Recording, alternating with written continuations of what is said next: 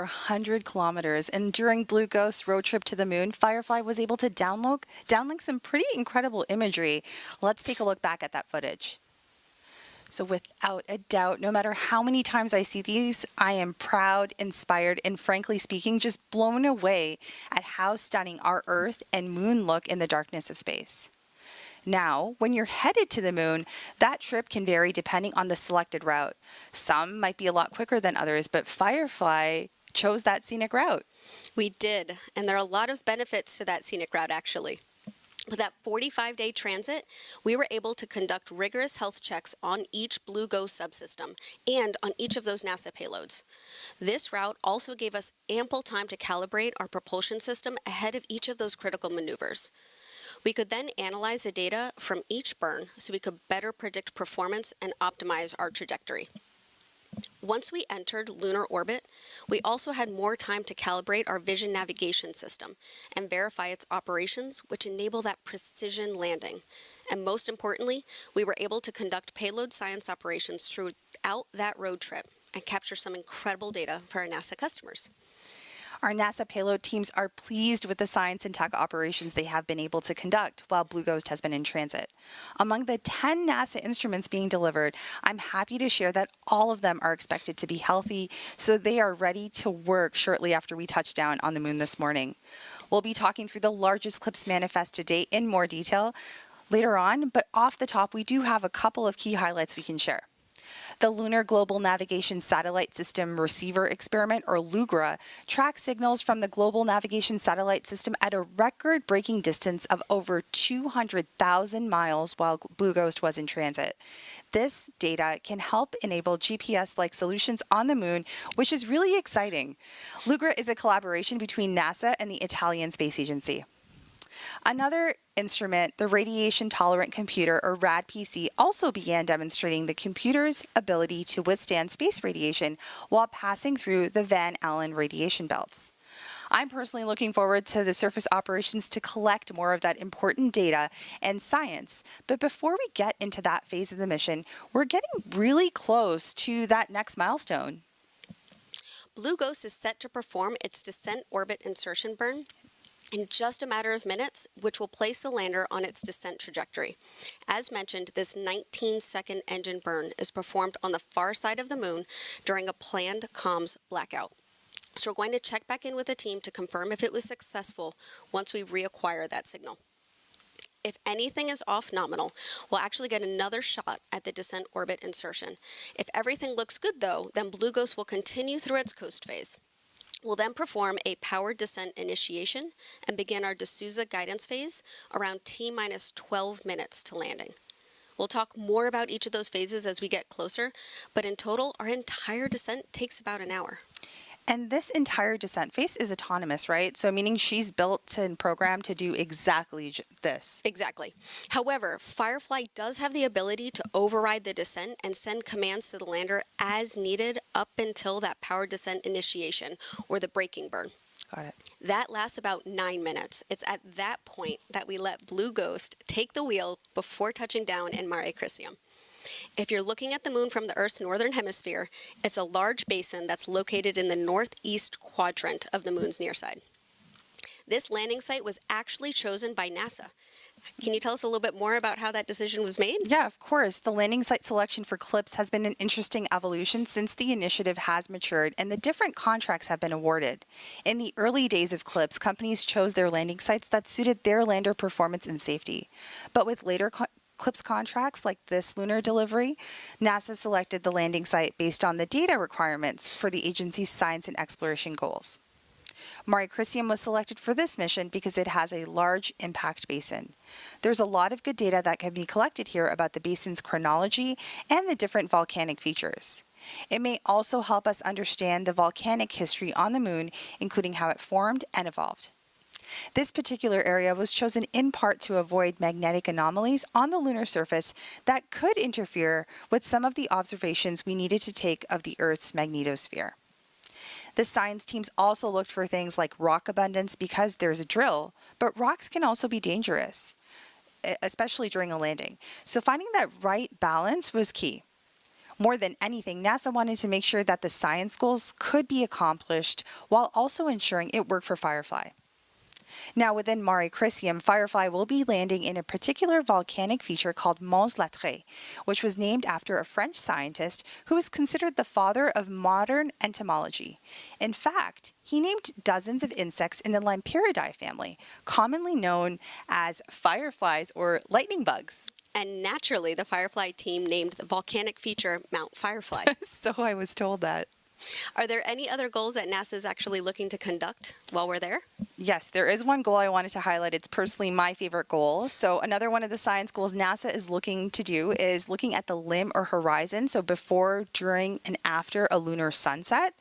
And that said, the location of Mare Crisium also allows us to capture visuals of the lunar sunset after Fireflies operating on the moon for a complete lunar day, which is about 14 Earth days.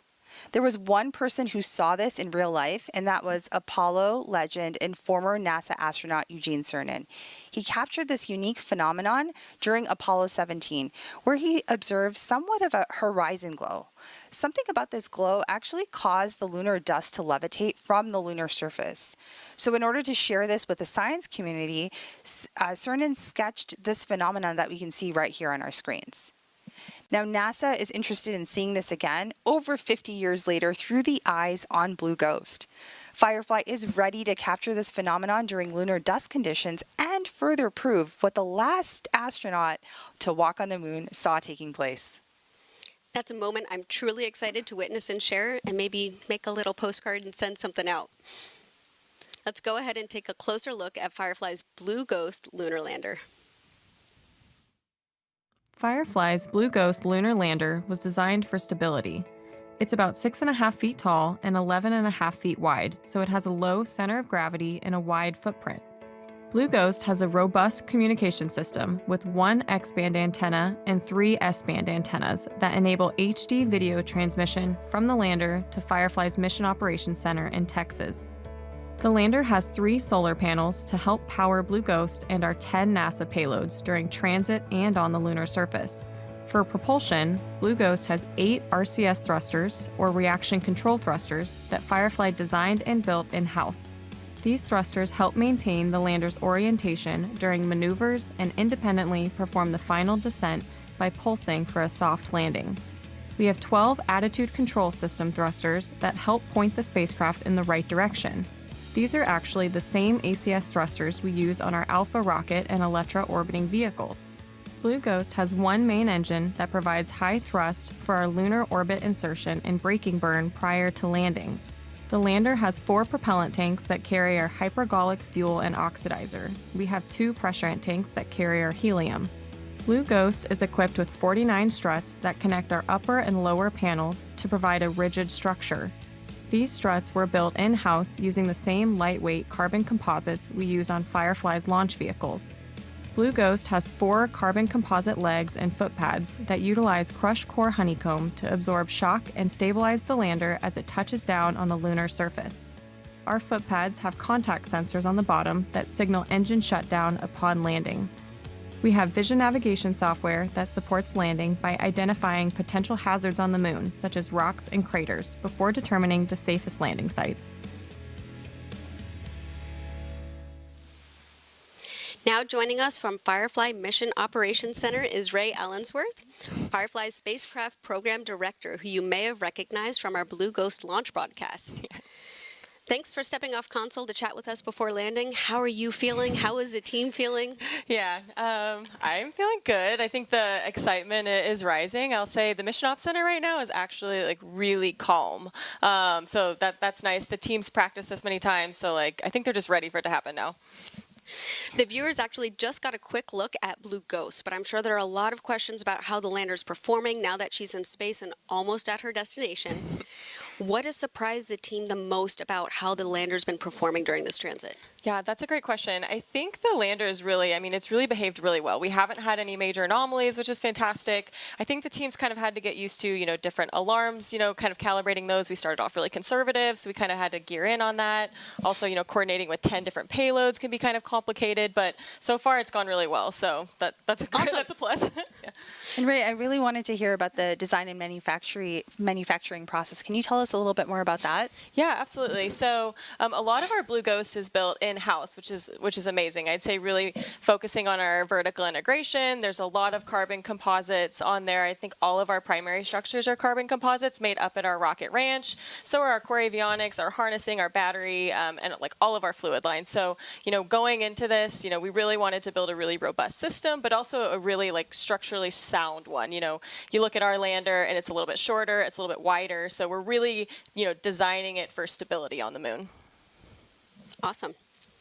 So, of course, we talked about the RCS thrusters a little bit, right? Yeah.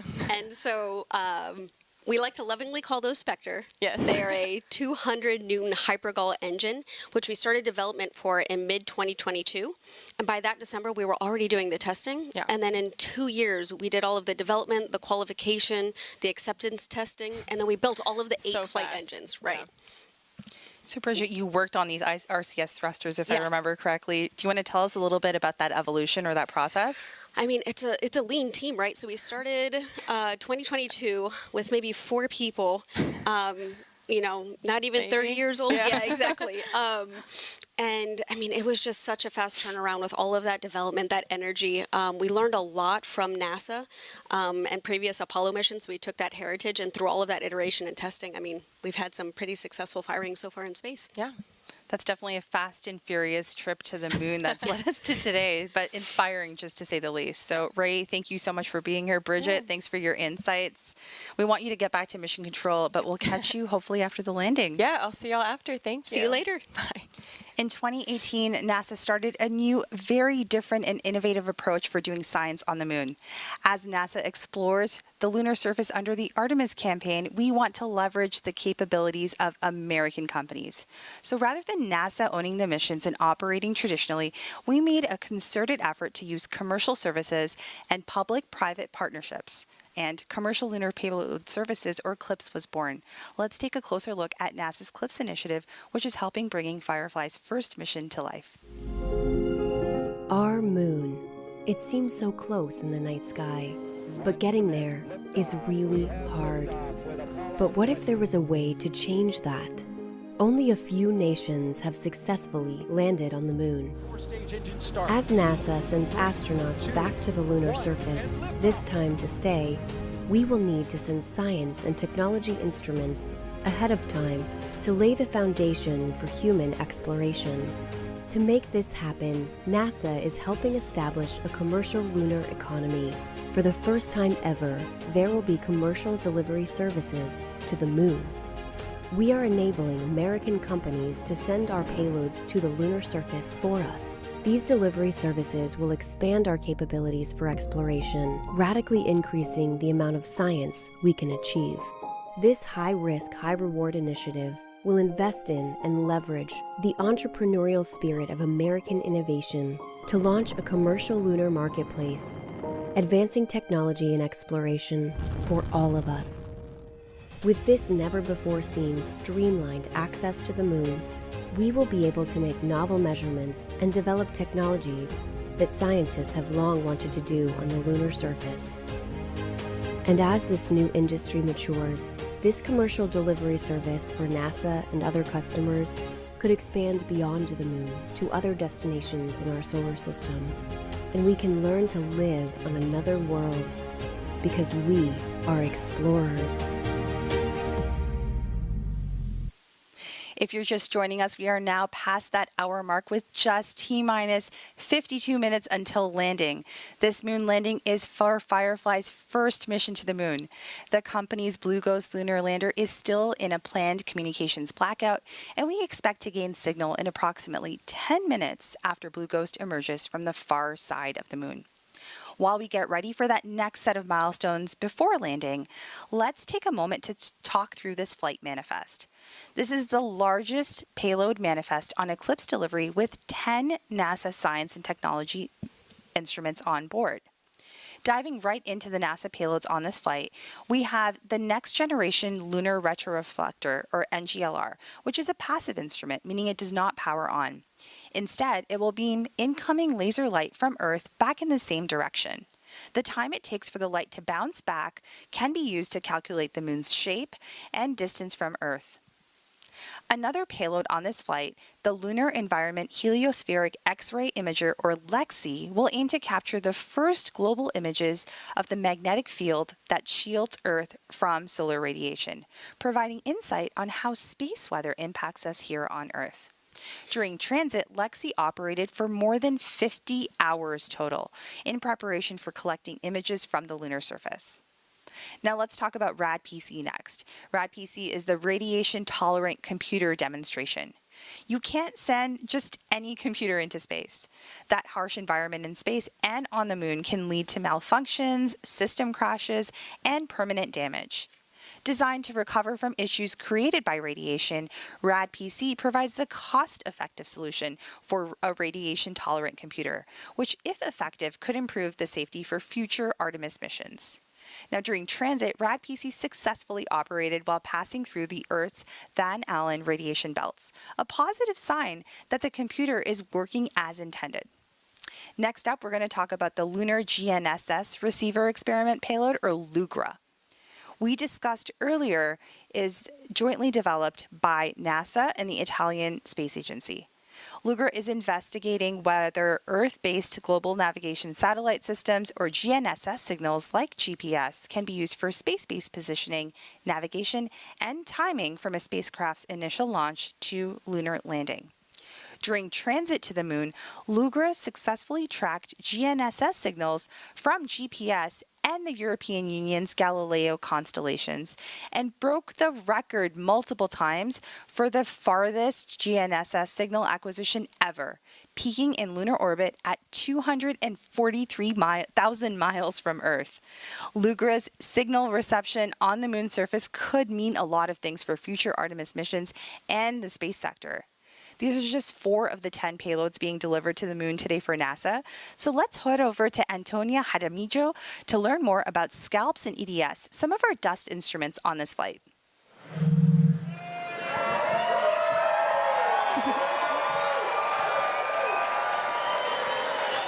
Thank you, Nilofer. We are here at our viewing location for Firefly's moon landing, And joining me is Kristen John, the technical lead for NASA's Lunar Surface Innovative Initiative. Kristen, thank you so much for being with us here tonight. Thank you for having me. Glad to be here. Now, Kristen, you're kind of the expert on all things lunar regolith or lunar dust. Can you tell us why it's so important that we study this? Yeah, absolutely. So if we think about where we're going tonight to Mare Crisium, and every location that we go when we go back to the moon, we're learning something new about the sites that we're going. We're going to learn a lot of geology from studying the lunar dust and the lunar regolith. But from an engineering perspective, it's actually really interesting and really important that we study the dust or the regolith.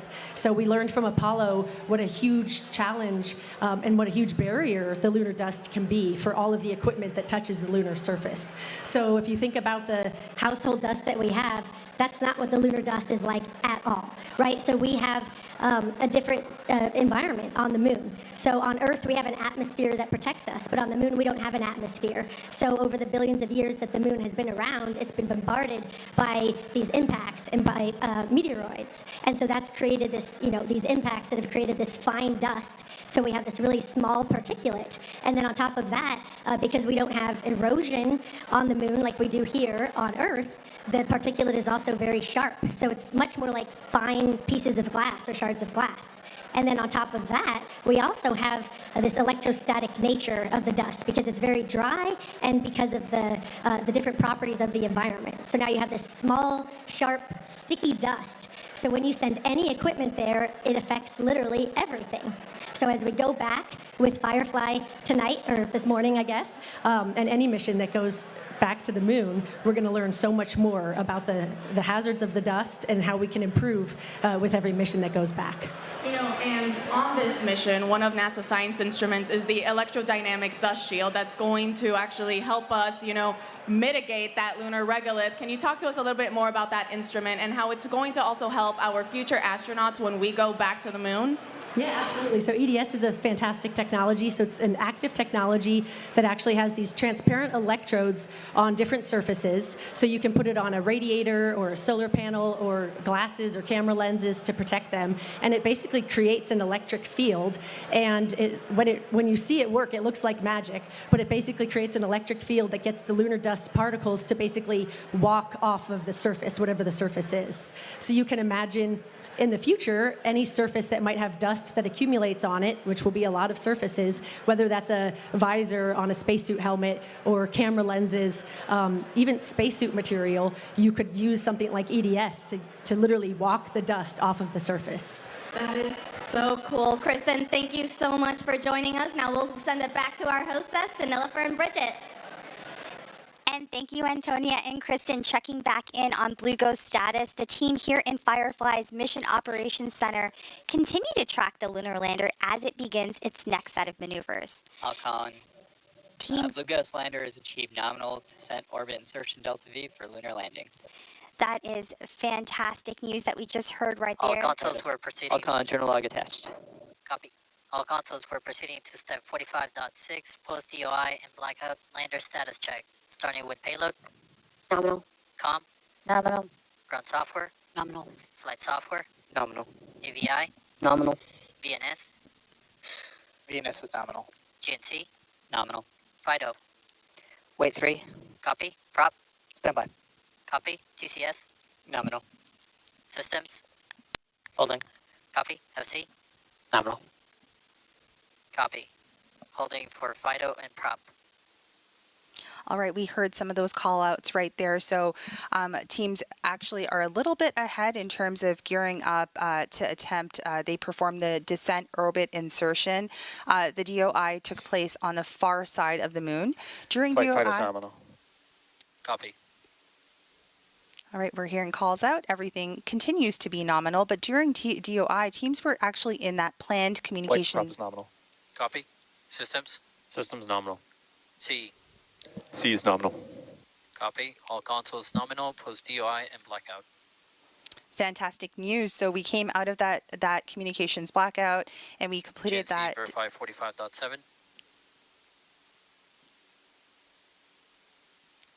So we completed that DOI, that descent orbit insertion, and we are coming out from Alcon that. Ops, please be advised that there is 7.5 minutes until we start our slew from Suntrack to BNC Vector. This slew will orient the vehicle from pointing at the sun to pointing along the anti-velocity vector, and this will be one of 3 remaining slews of the mission. The second slew will occur when we switch our ephemeris to use the navigation filter solution. This is expected to take about 10 seconds, which means that we may or may not observe this in our live telemetry data rates. The third and final slew will occur about 6 minutes before ignition, and this will take us from pointing along the anti-velocity vector to pointing along the final descent vector in preparation for the braking burn. All right, so those are just some of the nominal call outs. We were expecting a little bit ahead of schedule. And Bridget, we did tune into the Mission Operations Center to hear some of those nominal call outs. But can you give us a little sense of what we can expect next? Alcon and Ops, this is VNS backroom. After reviewing the logs, I've seen successful configuration in video mode on all 10 Argus cameras. That is wonderful news. And you can also see those gauges have started to update now that we have that acquisition of signal. Alcon FC on Ops. Want to note that in about 9 minutes, we are going to have an LGA swap during that slew that was just mentioned. We'll see a slight blackout for up to 40 seconds. Now that's wonderful news. You heard it here first. Firefly just completed that successful descent orbit insertion burn. Blue Ghost will now continue to coast with all engines off for approximately another 20 minutes before that next milestone, that final no-go poll to begin landing operations. All right, so we do have something really fun while we wait for that next set of milestones. Bridget, you brought me a little gift here. It kind of reminds me of, it's reminding me a little bit of something I would maybe make a salad in, or maybe make some stir fry in. What do we have here? Exactly. So this is one of our foot pads that we actually tested. And it's funny that you mentioned that it looks like something you might stir fry in, because we actually, for the first demo of this, we took an industrial walk and tested it. That went well. So then we actually leveraged our composite technology, and we made an actual prototype of what our foot pad is that we've flown here. So what are we looking at here with this foot pad? So, and it's actually pretty cool too, because in Apollo, we took a ratio of the lander mass they had to the diameter of that foot pad. So we took that same type of design, scaled it for our lander. And so that's what you have at the base here. And then you have a ball and socket joint here for the lander to allow it some mobility when it lands. So it's in a stowed position that's not quite perpendicular to the ground. And then once it lands and it starts contact with the surface, it'll snap perpendicular. And I'll spin this around here. And we actually have one of the connectors here. So when you see those foot pad sensors turn blue on your screen, what's actually happening is there's a brake wire that runs up this leg to this connector, and this will actually snap. And that disconnected joint is what triggers those foot pad sensors to turn blue. So pretty cool design. And that's that graphic we'll see a little bit later on. Exactly. And so from what I understand, this is actually, that you said it's a real test article that was used before she went into space. Exactly. It's in really great shape. It is. So successful design.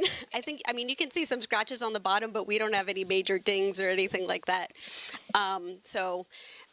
Yeah, definitely very successful. And you said that there is a way for some level of shock absorption? Yes. So, I mean, we are planning to touch down at about 1 meter per second, but we are still designed for something as much as 5 Gs and only 2 legs landing. You know, we want to try to put in enough margin into this as possible so we're successful. And what we, I don't actually have a piece of the honeycomb core here, but you'd actually have a cylindrical section inside this lander leg that acts similar to something in your car that crushes. So it would be a plastic deformation of that core inside of here. So maybe anywhere from 1 centimeter to 1 inch of that will actually compress and absorb some of that shock from that landing. I hope you have other goodies to show me a little bit later on, because I'm fascinated by this. And as we wait to learn more about about the mission, some of our other NASA payloads on board will continue to talk a little bit more about those. So another instrument on this flight is the Lunar Instrumentation for Subsurface Thermal Exploration with Rapidity, or what we know as LISTER. It's equipped with a drill and a thermal probe, which will dig up to a depth of 3 meters into the lunar surface and take some thermal measurements. By making similar measurements at multiple locations on the lunar surface, LISTER could shed light on the geological processes that shaped the moon.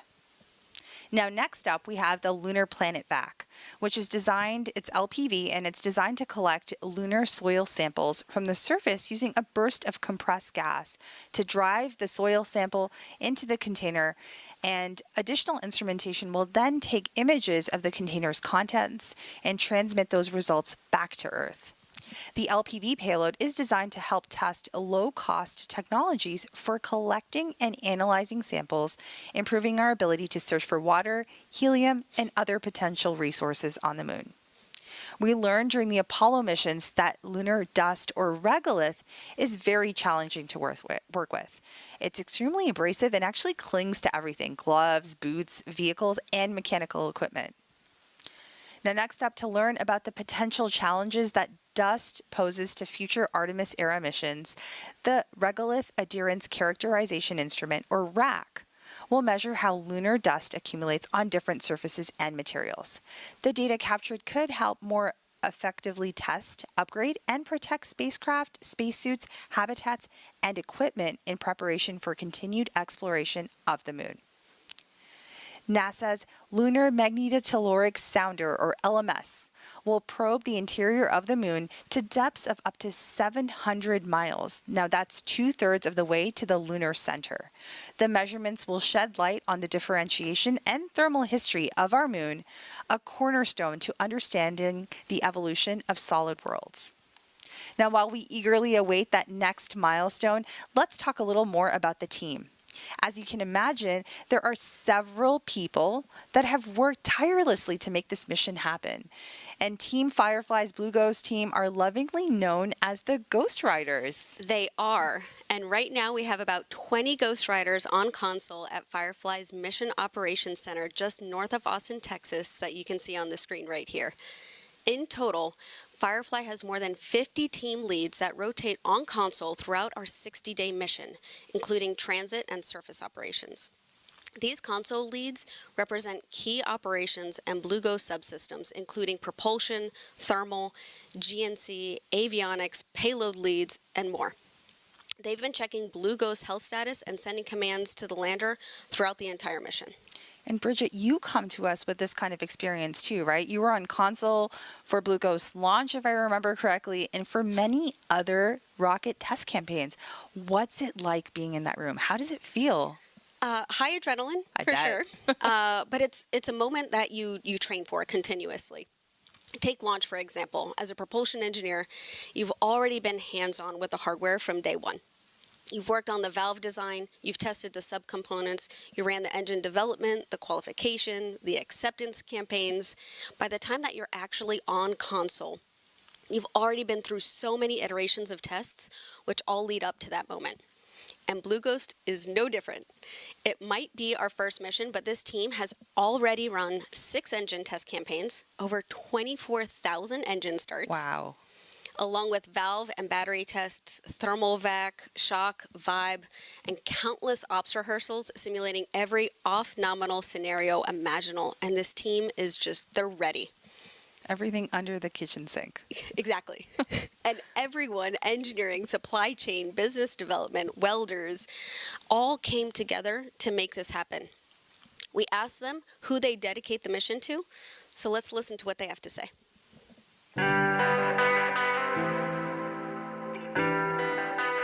If I could dedicate the mission to anyone, it would be the Blue Ghost engineers at Firefly.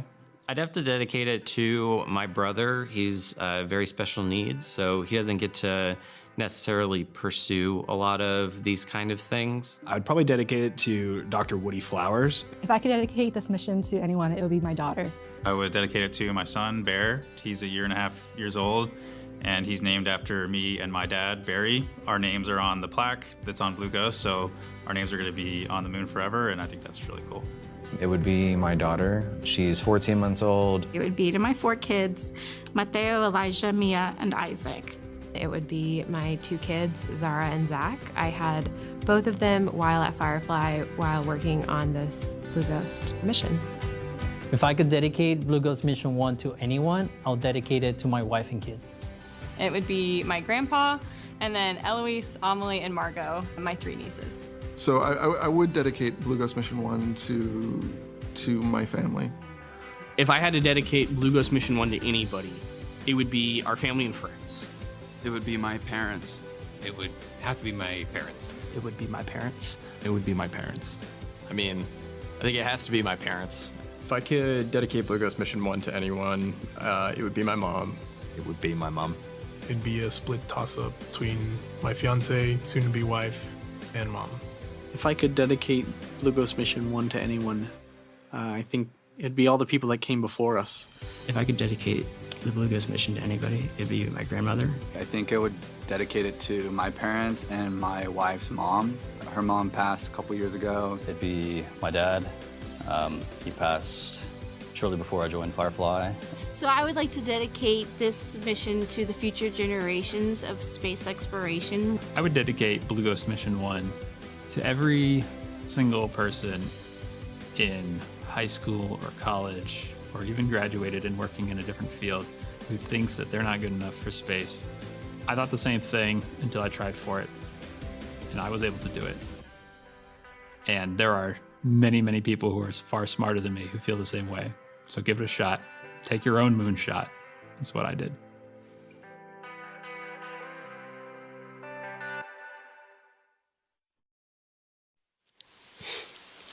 I'm inspired and just a little emotional after watching this. All the Fireflies and their families have been supporting the mission, including someone who's joining us right here.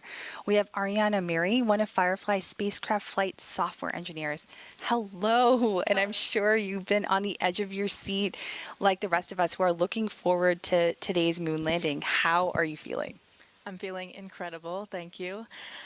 It's an incredibly exciting time, not only because, you know, all the technology and goal behind the mission is so exciting, but also because of what it means to so many people. You know, we're landing on the moon. It sounds like something so outside of everyday life, but honestly, for a lot of people, this has been their everyday life for the last few years, thinking of this mission. They've met so many friends while working this mission. They've met their partners, so it's impacted a lot of lives, and it's not even on the moon yet. And you've worked on both the Blue Ghost mission and Elytra mission. Can you tell me a little bit about the team dynamics? How does that work? Yeah, there's a lot of cross-pollination, you know, a little bit of everything. The culture at Firefly is honestly fun to work on because you have people that are incredibly capable in their fields, but also just fun to work with. You know, everyone expects a lot of you.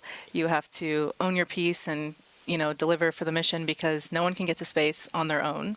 But at the same time, everyone's always willing to lend a helping hand.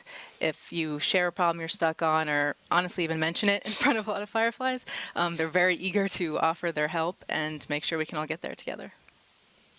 That's really exciting. And excuse me, Ariana, I think a lot of people that are watching this are seeing that you've started your career at Firefly. How did you get to where you are? What did you study to bring you to this role?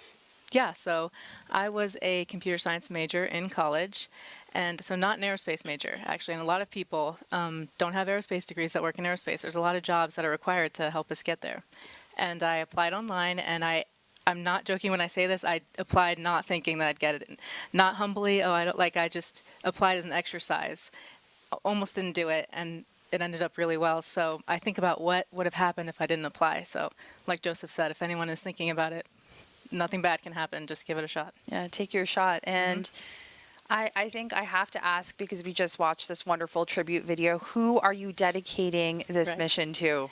Yeah, despite obvious contributions to me being here, my parents, I'd have to give it to them because I wouldn't be here without their constant support and their leading by example, I would say.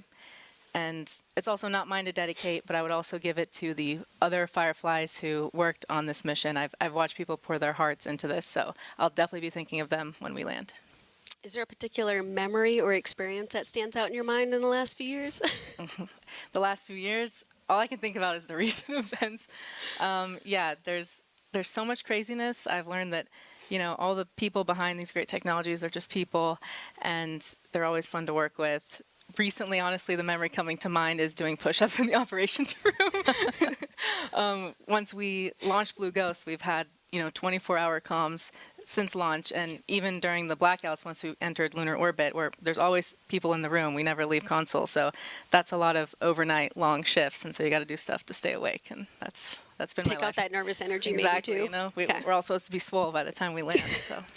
All right, thank you so much for being here, and thank you for your contributions to the mission. We look forward to talking to you after landing. Now, through CLPS, NASA is buying a complete robotic lunar delivery service. Under this innovative model, NASA is one of many customers alongside commercial companies, universities, international partners, all with the common goal of sending payloads to the moon. Now, there are risks, and NASA is embracing a higher level of risk tolerance by leveraging commercial solutions to send rapid, low-cost deliveries to the moon, fostering a growing lunar economy. Let's take a look. Landing on the moon is hard. We're going back. Under this Artemis program, we're going to be sending humans to the moon for the first time since Apollo. So ahead of humans, we want to get up as much science exploration and technology experiments as possible. So CLPS starts facilitating a lot of the early science, the things we want to learn before we even send humans. CLPS stands for Commercial Lunar Payload Services, CLPS. The services part is the key element. Ordinarily, when NASA delivers a payload to the surface of the moon, they do it with a commercial partner, but NASA controls the building of the vehicle. Now, we're buying the service of delivery of our lunar payloads to the surface of the moon. It is a delivery service, akin to a delivery service that you'd have here on Earth. NASA will provide payloads to a commercial company. They decide how to get it to the moon. They have to develop their own lander, but they also have to manage the entire end-to-end mission. It's meant to provide affordable, rapid, frequent access to the lunar surface through American companies.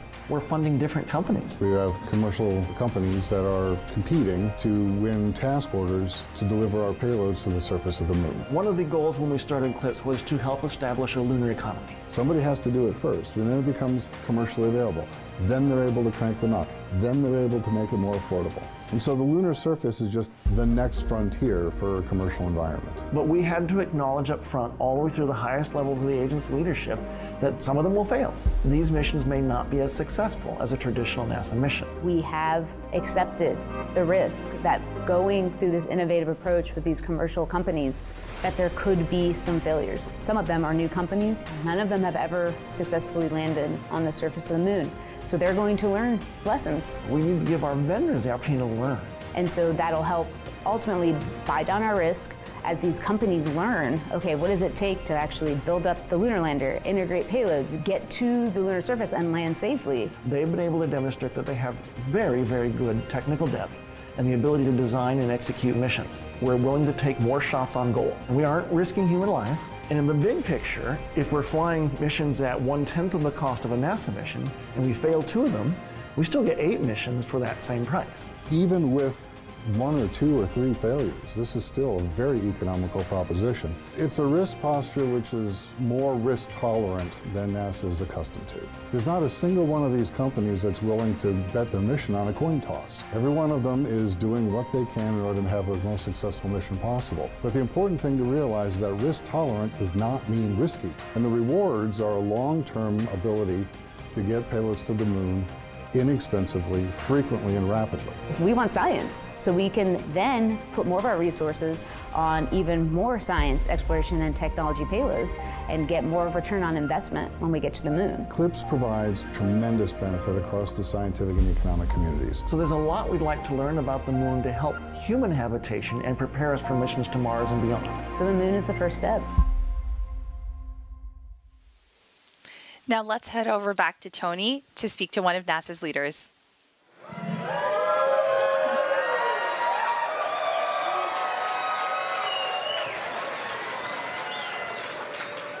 Hey, thank you so much, Nilüfer. You know, it's always an honor to be joined by NASA leadership, and joining me now is NASA Acting Administrator Janet Petro. Janet, how are you feeling with less than 24 minutes to go until landing? I can't tell you how excited I am right now to get to be here and experience the landing on the moon. What that's coming up is very, very exciting. So I'm very excited for this moment. Same here. Now, Janet, can you tell us why it's important that we maintain an American presence on the moon?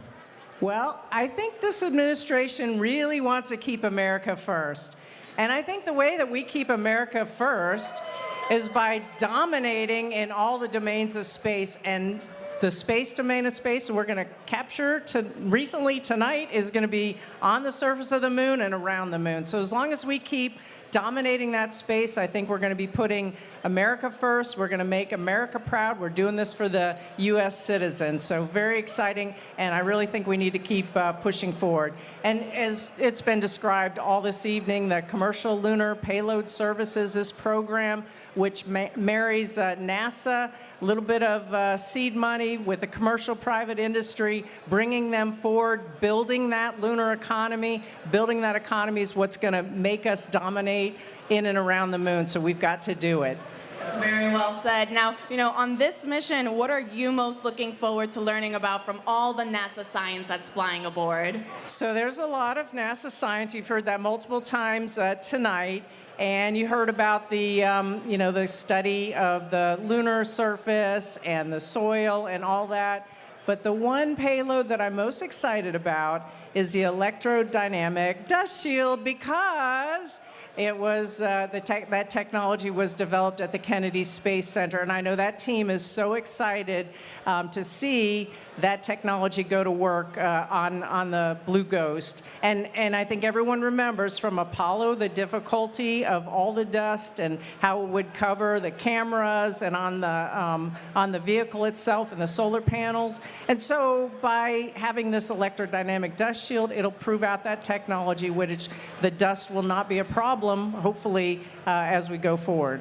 You know, I'm really excited of learning of that one myself. And just like you, I'm also a Kennedy gal, so huge shout out to the EDS team. Now, Janet, is there any message you'd like to say to our public here as we get ready to land on the moon? Yeah, I would say thank you to everybody for their support. And I would also in particular like to thank the Firefly team.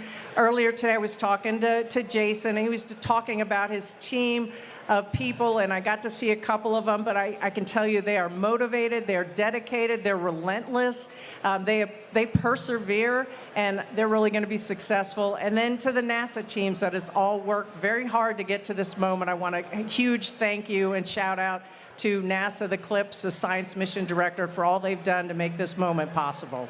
Well, Janet, thank you so much for joining us here today. Now we'll send it back to Nilofer and Bridget. Thank you both for those insights, and shout out to KSC. We are now in the final moments of descent. If you're just joining us, this is the NASA Firefly lunar landing broadcast for Blue Ghost Mission 1 as part of the agency's Commercial Lunar Payload Services, or CLPS initiative. With just less than 21 minutes before touching down on the lunar surface, the team is planning to conduct that final go, no-go poll for the powered descent initiation, or PDI, in about 5 minutes.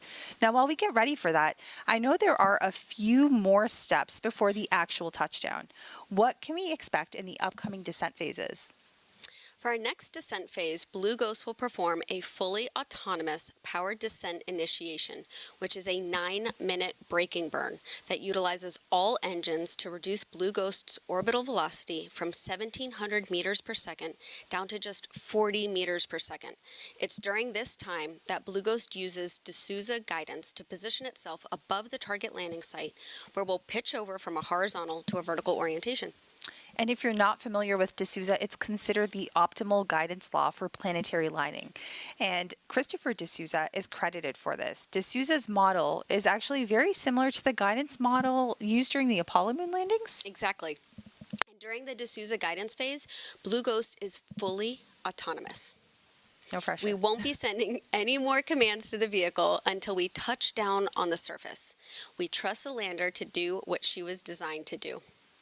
Following D'Souza, Blue Ghost will enter the terminal guidance phase at T-minus 100 seconds to touchdown. Blue Ghost's main engine will shut off, and our RCS thrusters will perform the final descent by pulsing as needed to reduce our descent rate down to just 1 meter per second. So it's like a slow walking speed. It's during this phase where our vision navigation system is actively scanning the lunar surface, assessing things like craters, slopes, and rocks to automatically select a hazard-free target that's within our landing zone. Starting at T-minus 11 seconds to touchdown, we'll then enter the landing guidance phase. And it's during this phase where Blue Ghost's descent rate is maintained at that 1 meter per second. And I'm already feeling those nerves. That landing descent profile has to be precise. It's very, very impressive. Now, throughout this entire descent, do you keep the engines firing, or do they all shut off? What can we expect there? Great question. So those Spectre engines we spoke about before, they're designed to pulse. They give us a very fine-tuned control during descent. Each of those engines fires 4 times in a second, anywhere from 60 milliseconds to 235 millisecond bursts. So about as quick as a bird flapping its wings, or as long as a blink of an eye. Then, once the lander's foot pads detect contact with the surface, they send a signal for the engines to cut off. And what you see on the screen now is a visualization of these contact sensors to show which of those foot pads have successfully touched down on the surface. Now, that procedure sounds so simple when you explain it, but we both know how much work it got to get to this point. We know how we are going to land, but what will we see? And most importantly, what about the pictures? So to set the stage, there's 2 types of antennas that we talk about here. We have an S-band antenna, which you can kind of think of as our lower resolution SD antenna, and then you have your X-band, or our high resolution. The plan is to use our S-band antenna to send our first images, hopefully within about 30 minutes of a nominal landing. But if that data rate is too limited, we're going to switch to X-band. This takes a little bit longer to deploy and calibrate, but once it's up, we're going to have a much faster downlink for high-definition images and video. So that was really helpful, and hopefully we can expect those images to come in shortly after we touch down on the lunar surface. So at this point in time, we got a little preview of that landing sequence, and thank you so much for sharing what we can expect. I'm really excited to see those first images. Step 47.2. So we heard that call for that go, no-go poll. Teams have been training for this mission and are now getting ready for that go, no-go poll ahead of that PDI we talked about, or that powered descent initiation. Here's what to expect now. If the poll's a no-go, Firefly does have another opportunity to do another orbit around the moon. On ops. SLU has begun to our final descent vector. 1 minute until SLU completion. GNC verifies step 46.2.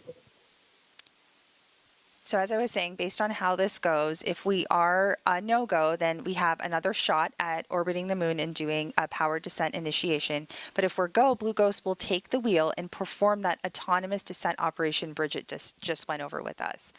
Now let's go. verifies step 46.3. We're going to go Welcome ahead. on ops, 5 minutes to power the descent ignition.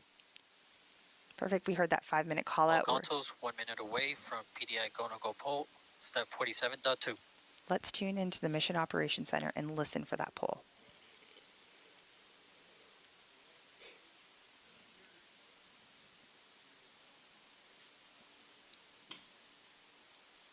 So what y'all are seeing on the screen here are those positions in the Mission Operations Center, and we'll see those light up as they give their go or no-go commands. And on our screen right now, we are seeing our flight director, right? That's right. So that's Charles right there. He's our flight director for this mission. Alcon on ops. SLU is complete. GNC verifies step 46.4. Right. Everything continues to remain nominal as we stand by for that go, no-go poll. Alcon on op. VNS is reporting position covariance below 50 meters. And that VNS is our vision navigation system. Thermal state is 11. We will be starting PDI at 97% state of charge. All consoles, flight on ops. PDI cannot be aborted if the lander has transitioned to descent critical. Also at this point, we're going to proceed with our power descent initiation go, no-go poll, starting with payload. Go. COM. Go. Ground software. Go. Flight software. Flight software is go. AVI. AVI is go. VNS. VNS is go. GNC. Go. FIDO. Go. Prop. Go. TCS. Go. Systems. Go. C. Go. FC. Go. All consoles, Blue Ghost lander is a go for power descent initiation.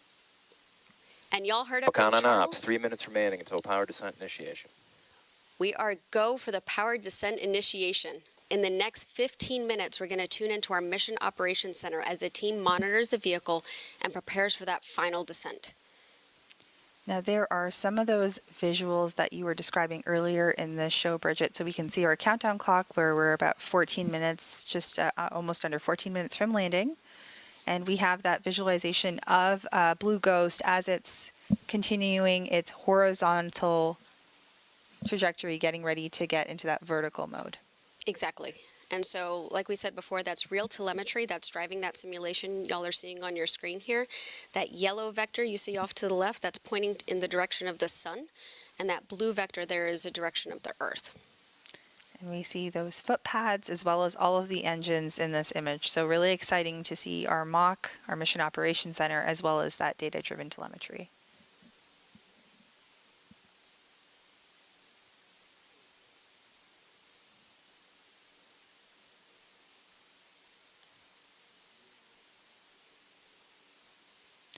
All right, if you are just... Alcon on ops, 2 minutes remaining to power descent ignition. With that 2-minute call out, if you are just joining us, this is the NASA Firefly joint broadcast for Blue Ghost Mission 1 as part of the agency's Commercial Lunar Payload Services Initiative. We are standing by as PDI process and procedures do continue. Just as a reminder to those of you who are tuning in, the graphic visualization that we do see is has about a 15-second delay, and we did cover that at the top of our broadcast. So just as a reminder, there is that 15-second delay. So we may actually Settling started. we may hear that call for landing before the data does get there, but we would like to point that out and keep that in mind as we continue to follow along. That last call out you heard was propellant settling, so we actually use these ACS thrusters that will 60 seconds to PDI. that'll help settle that propellant, so the propellant's where it's needed to in that fluid system for ignition. So exciting.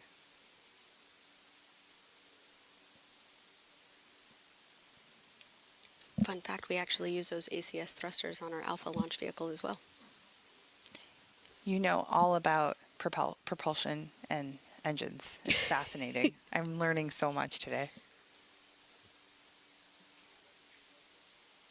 30 seconds to PDI. And there you see a couple folks on console. So that is Raj and Will Adams. So they are supporting on TCS and prop. So propulsion and thermal control systems. 10 seconds to PDI. Let's stand by and tune in to mission 7, ops.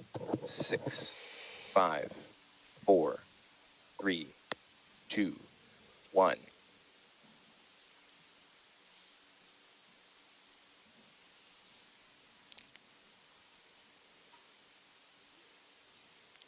So the lander is performing that 9-minute powered descent initiation using all of its engines to reduce. And you can see that on the simulation right there with Main the engine engines on. going. Main engine is on. We see that Descent critical. call All outs going consoles, on. flight on ops, and abort is no longer possible. Right, teams have been practicing for this moment, and we see that taking place right now. And this is where the lander is positioning itself closer and Ignition closer. temperatures nominal. Nominal callouts. Guidance mode D'Souza, 48.1 confirm. And we heard that D'Souza guidance. Attitude and rate errors look like they converge back to nominal after the transition. Current draw is nominal. Tank pressures are stable, prop is nominal. And remember, this burn VNS lasts is stable, nominal. about 9 minutes.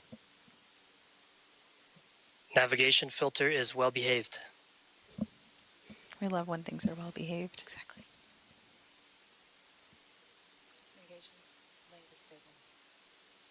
We just heard the call. That comm is stable as well.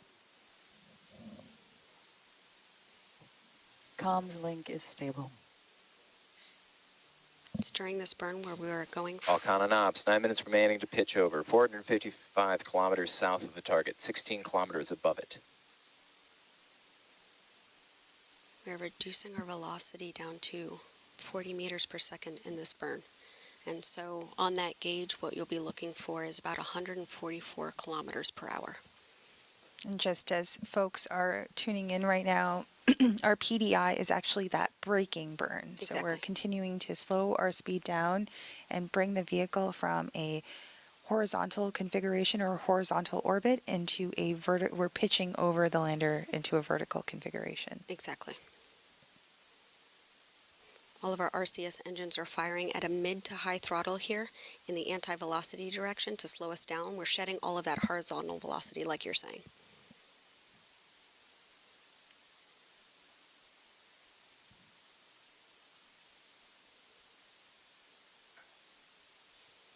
Eight minutes remaining to pitch over. 370 kilometers south of the target, 17 kilometers up. So 1 minute completed of that 9-minute braking burn. Attitude and rate errors remain nominal. Alcon and ops, VNS is passing over a shadow.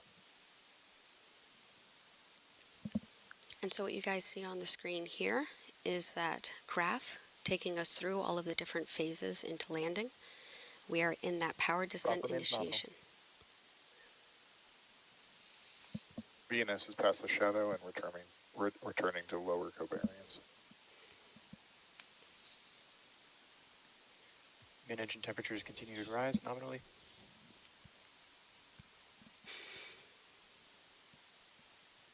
How are you feeling? Excited, nervous, anxious. Lots of feelings 7 going on minutes right to now. pitch over. 290 kilometers south, 16 kilometers up.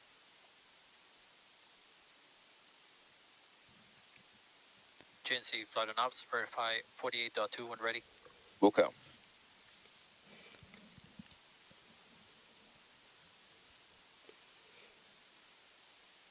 So we are seeing our various folks in the Mission Operations Center that are continuing to follow along during this braking burn called Powered Descent Initiation, or PDI. All operations continue. Engines trimming out, target achievable, 48.2 confirm. Batteries at 92%. In the front left of the room there, where the camera's pointing, you're going to see that's 100% of those teammates with us from ASI and Space NG. So you're seeing folks from ASI, GNC1, GNC2, FIDO. You got Space NG with Vision Navigation Systems. 6 minutes remaining until pitch over. 222 kilometers south, 15 kilometers up. All right, we can hear that number. Venus is crossing over the final ridge as we enter the Marcrisium. We're getting closer and closer to our landing site, Mare Crisium, on the northeast part of the moon, on the side that faces us here on Earth. Now there is a NASA console position as well. That's right. They're on the opposite side of the room, probably in the corner the camera can't see right here. And that's to conduct all of the 10 payload surface operations over the course of the next 14 Earth days or 1 lunar day. That's right. And I think that's Farah, Navigation right? That is filter looks Farah. nominal, and Star Tracker is still in lock. So she's sitting in our payload seat. So she is, she's been phenomenal on this Power mission. is nominal. And she's been with all of the payloads since the beginning. I remember interviewing her for our podcast, and she was phenomenal. She knows these payloads like the back of her hand. 5 minutes remaining until pitch over. 140 kilometers south, 13 kilometers up. So Farah's there tracking the health of the payloads and making sure everything is performing as expected. Absolutely. Yep. And we actually have 3 payloads on site for landing. We have EDS, Lister, LPV. The rest will be remote. So 3 out of the 10 payload teams are currently near the Mission Operations Center on site, and the remainders have their own control centers in other locations. And so this is a primary operations VNS is center. seeing drops to validate. They and back to actually, global. there's some backup rooms upstairs too for secondary, tertiary, and extra data review. Eyes up there. So you talked about 4 minutes remaining to pitch over. 110 kilometers south, 10 kilometers up. And on the screen right now, you see Joseph Marlin and Will Coogan. These are our CEs, our chief engineers. A fun fact, Will Coogan actually used to be a carpenter before he went back to school for his sees PhD. that we're in validate, so we're not global positioning. I think having all these varying backgrounds really helps you in your current work. So it's really impressive to see this team coming together. And not only are we seeing the teams in the room, but there are folks that are in back rooms, as you mentioned, that are also supporting this mission Batteries today. at 90%. Exactly. So we see that speed has come down. VNS now sees we're back in global generating solutions again. That's 7 kilometers from the surface. That braking burn continues. Falcon and ops. 3 minutes remaining until pitch over. 67 kilometers south, 7 kilometers up. Getting closer and closer to that lunar surface. Still nominal. Attitude and body rate errors still nominal. Like we were saying before, the Fireflies, we don't sit still in one position, one role too long, and so we do for sure have a lot of cross-functional teams here. And there we have our flight director back, tracking this mission. I'm appreciating the call outs. They're easing my nerves a little bit right now too. So that spacecraft, as you can see on the graph right now, is getting ready to continue that braking burn and that pitch over to put it in that VNS vertical. is reporting position covariance below 25 meters.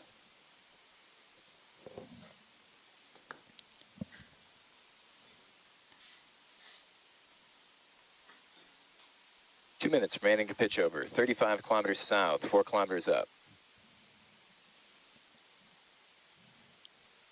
We are standing by for continuation of that powered descent initiation or braking burn.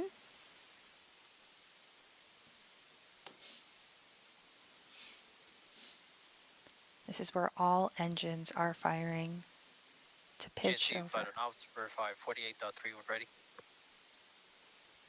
That was Charles. Do you know what seat's missing? What subsystem? What are we missing? Structures. Flight laser rangefinder has measurements. VNS reports position covariance at 10 meters. 1 minute remaining until pitch over. 13 kilometers south, 2 kilometers up. We'll actually add in that mechanisms and structures seat Power is nominal. right after landing. Alex Kaplan is our engineer there, and he's designed all 3 mechanisms on board the lander that he helped also build and test. Those subsystems become much more prominent after landing, so we'll see him come in later. So we do see that graphic come up we talked about a little later with the lander footpad, so our contact legs will turn. VNS position covariance below 5 meters. 30 seconds remaining to pitch over. 4 kilometers south, 900 meters up. So those will turn blue once we've confirmed some level of contact. And we'll continue to track as we get closer and closer to the lunar surface over the course of the completion of this PDI. You can see the graphic on the screen demonstrating that Blue Ghost is getting into that vertical configuration and doing that pitch over as expected. Fan engine off. Terminal guidance. 500 meters up. Battery's at 87%. All right, from here on out, it is just going to be those Spectra 400 engines. meters. Now, just as a reminder, those Spectra engines that we see firing right now on our GNC screen, and VNS Fighter Ops, verify 49.2 when ready. they are doing those pulses. VNS is in relative. 260 meters up. First redirect occurred, 98 meters from original target. 1 minute remaining in flight. The vehicle is converged on its commanded descent profile. All right, so we are in that autonomous phase that you had described to us. She is ready and has been preparing for this. You're going to hear a lot of call-outs here about vision navigation solutions, laser Seconds remaining in rangefinder, terminal. 100 meters up. And let's just systems. Navigation filter is still healthy. Second hazard avoidance occurred, 5 meters from previous target. 50 meters up. 30 seconds remaining in flight.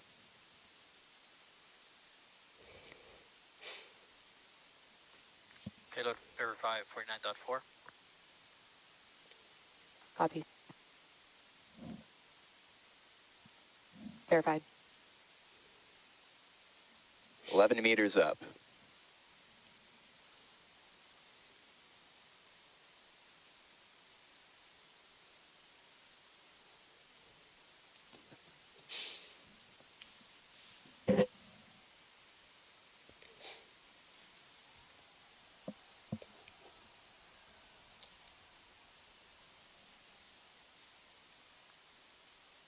Vehicle in shutdown. 3 contact sensors tripped. Engine shutdown confirmed.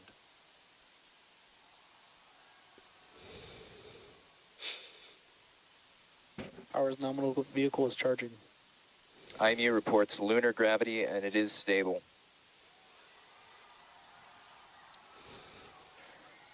Alcon, Chief Engineer on Ops. Y'all select the landing. We're on the moon.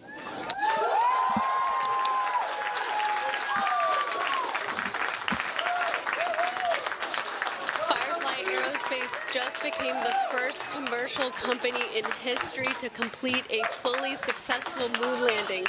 Congratulations to the entire team. This is such an incredible feat for Firefly, NASA, our nation, and the world as we pave the way for a lasting lunar presence. Congratulations, Bridget. And to our Firefly and NASA teams, what a nail-biting moment in history. The joint teams are now celebrating or enjoying this much-deserved celebration at our landing event here in North Austin, Texas. This marks the beginning of the next phase of the mission, surface operations. How are you feeling, Bridget? Honestly, overwhelmed. I am so proud of our team. Firefly has a way of constantly exceeding expectations. This is a perfect example of that. Over the last 4 years, so many dedicated Fireflies across different teams and disciplines came together to make this happen. Now we have a permanent presence on the moon with every employee's name engraved on a Blue Ghost plaque. So now when we look up at the moon, we can tell our kids and future generations that their family name is up there. Thanks to this team and everything they have achieved. But it's not over. We will be operating the payloads and gathering even more data that will make an even larger impact on the future of space exploration.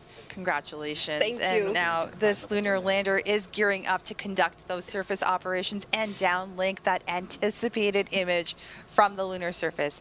So while we stand by for that, we have Tony back with some guests from NASA's Science Mission Directorate. Tony. Here, we've got you right here.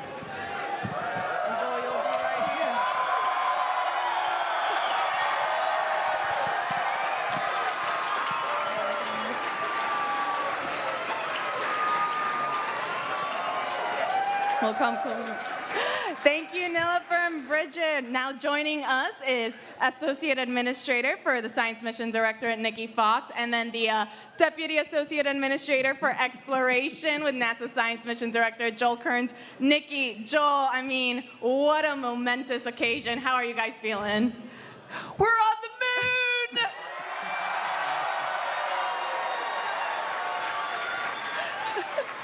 So my question is, what do you think of that Firefly team?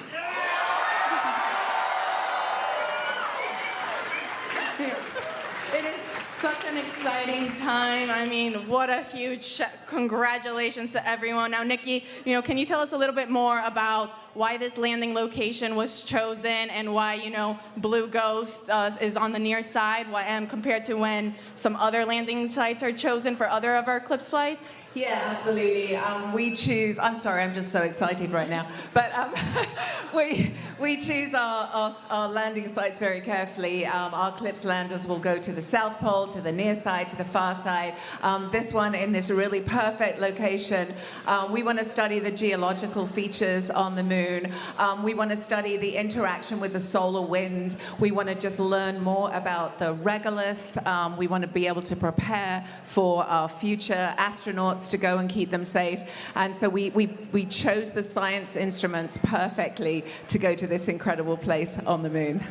That we did. And Joel, this is the most NASA science that we have sent on a CLPS flight thus far. Can you tell us a little bit more then? What is the primary goal, or what are we hoping to find then with all of this?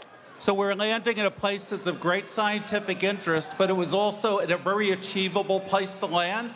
And there are studies that range from studies of the sun that we'll conduct from the surface of the moon, studies of the abrasive dust of the regolith. We're going to drill into the surface. We're going to pick up regolith.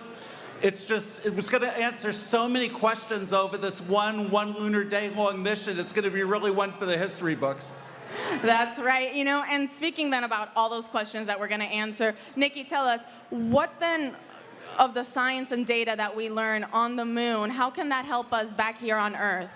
So there are so many ways that, everything we do in NASA science is so interconnected. We study everything from the center of the sun to the edge of the universe. Right now, focusing on the moon, learning more about particularly things like, how that regolith, how it sort of interacts when we land, what the plume looks like, how sticky it is, if we can clean it off those surfaces, just telling us all about that. For us here on Earth, all this technology that we're sending up to the moon continually all has real-world applications as well. And so everything that we do, coming back and serving humanity and inspiring the world with NASA science. That's right, we sure are. That's really fascinating. Talking more about, some of the scientific instruments that we're sending. As we know, Joel, some of those science instruments have flown on prior CLPS flights, and they're also scheduled to fly on future ones. Why is that? Why do we choose some of the same instruments for certain flights and different ones for others? Well, we've only really been to a few places on the surface of the moon during Apollo or even with our robotic surveyor craft from the 1960s. There were a bunch of measurements we really want to take to characterize overall around the moon. Sure, especially the South Pole where our astronauts will go initially, but there are particular scientific questions where you have to take the same measurement on the near side or the far side in a mare, one of these frozen lava pools, as opposed to the Highlands Mountains, to really understand the moon, and based on that, to better understand Earth. I can't wait for that. And, Nikki, talk to us then about some of the lessons learned then that we have, learned from now our other CLPS flights that were applied for this one or, for the future ones. Yeah, I think one of the amazing things about our CLPS providers is they are all there for one another. Even today, Jason was sharing stories about what some of the other teams have been sending. Good luck to Firefly today. It is just an amazing community. And that is what we wanted to do with the CLPS program, was really get this sustainable commercial lunar economy and have it led by American companies. And that's so important to us. As Joel said earlier, we're not doing this as NASA. We're doing this in partnership with these American companies. And so, just seeing the community that we're building is just so, so amazing. And so just congratulations to everybody. Yeah, very well put. To both of you, how are you guys feeling right now that we're on the moon? I don't know, it's all in a day's work, isn't it? Really, it's a Sunday. No, honestly, it is so, so, so amazing. We were standing outside watching it, and Joel was getting instant, feedback from all those amazing people in the mock. And it's just incredible it was just, I don't know, seeing it come down and then you're suddenly like, oh my God, it's 5 kilometers above the surface. And so it's just an amazing, amazing achievement. I am so proud of everyone in this room because you all had a part in putting this lander on the moon. Whether you're a Firefly or whether you're a family member of a Firefly or whether you're a member of the amazing NASA science team, congratulations.